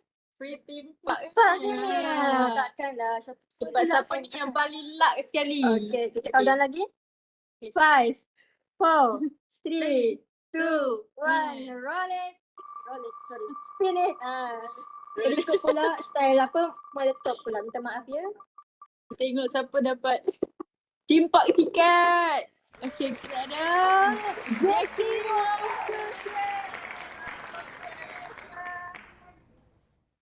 Anda memang hebat. Hebat. Congratulations. Cepat. Screenshot your name. And later on you guys can claim your hadiah at the end of the event, alright? Okay, congrats to all the winners. I will give you 4 seconds to screenshot your name. Alright. I think that's all for the lucky draw. Okay. So, ladies and gentlemen, are you ready for some exciting events coming your way? Jom Masuk You is happening on 3rd and 4th May at Dewan Utama Pelajar USM Penang. Come explore your future, meet university reps and get inspired to take your next step in education. Alright, and that's now Fazira. Get ready for some fun and challenges at Explorers Experience on 10 May at HBP USM. So please do join us an adventure filled with teamwork, game and unforgettable memories. So please mark your calendars and don't miss out. So ladies and gentlemen, now it's time to see all the winners throughout the event. So this is our quizzes top 5 winner. That is Adam Hakimi, Shirley Wong, Wong Yi, Lin Shui Han, and Filza Iridina. Okay, so don't forget to please screenshot this screen and you can. Wait, we have a technical error here. So for a bit while. Tunggu sekejap mungkin internet agak sedikit lambat. Jangan hilang tau. Okay, sekejap. Korang kena scan QR ni untuk contact Miss Farha. Sekejap ni. We have a technical issue here. Sabar sekejap semua orang. Bestnya korang dapat hadiah. Ambil apa? Okay, dah ada dah ni. Okay, next. Set. Okay. Please screenshot your screen. Jangan lupa contact with our admin, which is Miss Farha, to collect your prize, okay? Scan ni, then korang contact Miss Farha to collect your prize. Cepat-cepat DM dia sekarang. I think we can. Okay, few seconds. Semua orang dah. Okay, next we move to the next section. Lucky draw winner. Okay, number 1 is Song Pei Chi, Ivan Ling Guo Feng, Jocelyn Wong Lin, Nurul Huna Amira binti Zaidi, Adam Hakimi bin Ismail, Perasaan anak lelaki Suraj, Lai Chian Feng, Liang Chia Chi, Nur Ismahani Salina binti Imran, Lau Tung Hui. Last but not least, the grand prize is Jackie Wong Xiu Shen. Congratulations, guys. And please don't forget to scan your QR. Don't forget to scan the QR to redeem your prize. Our friend, which is Miss Farha, okay? I will give you 4 seconds. Please be fast. I think everyone already done do their work. Okay, next. Dear participants, you are pleased to everyone to scan the QR code given. Please fill in the feedback form because it is important for us.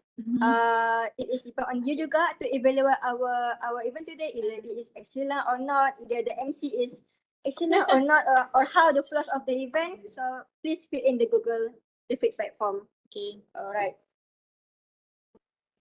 Kita perlu tunggu sekejap untuk dia scan. I think few seconds. Okay. Around 5. We will wait. We will wait for you. 1 minute. Beberapa saat untuk korang scan. Jangan lupa bagi feedback. Okay. Feedback pasal dayang pun tak apa. Tak kot. Saya bat. Okay. I think that's all. Okay. I think that's all. And just like that, we have come to the end of A Step Into Your Future HBP USM. Thank you all of our amazing speakers, our industry guests, and of course all of you who joined us today. We hope this session helps guide your next step in choosing your path.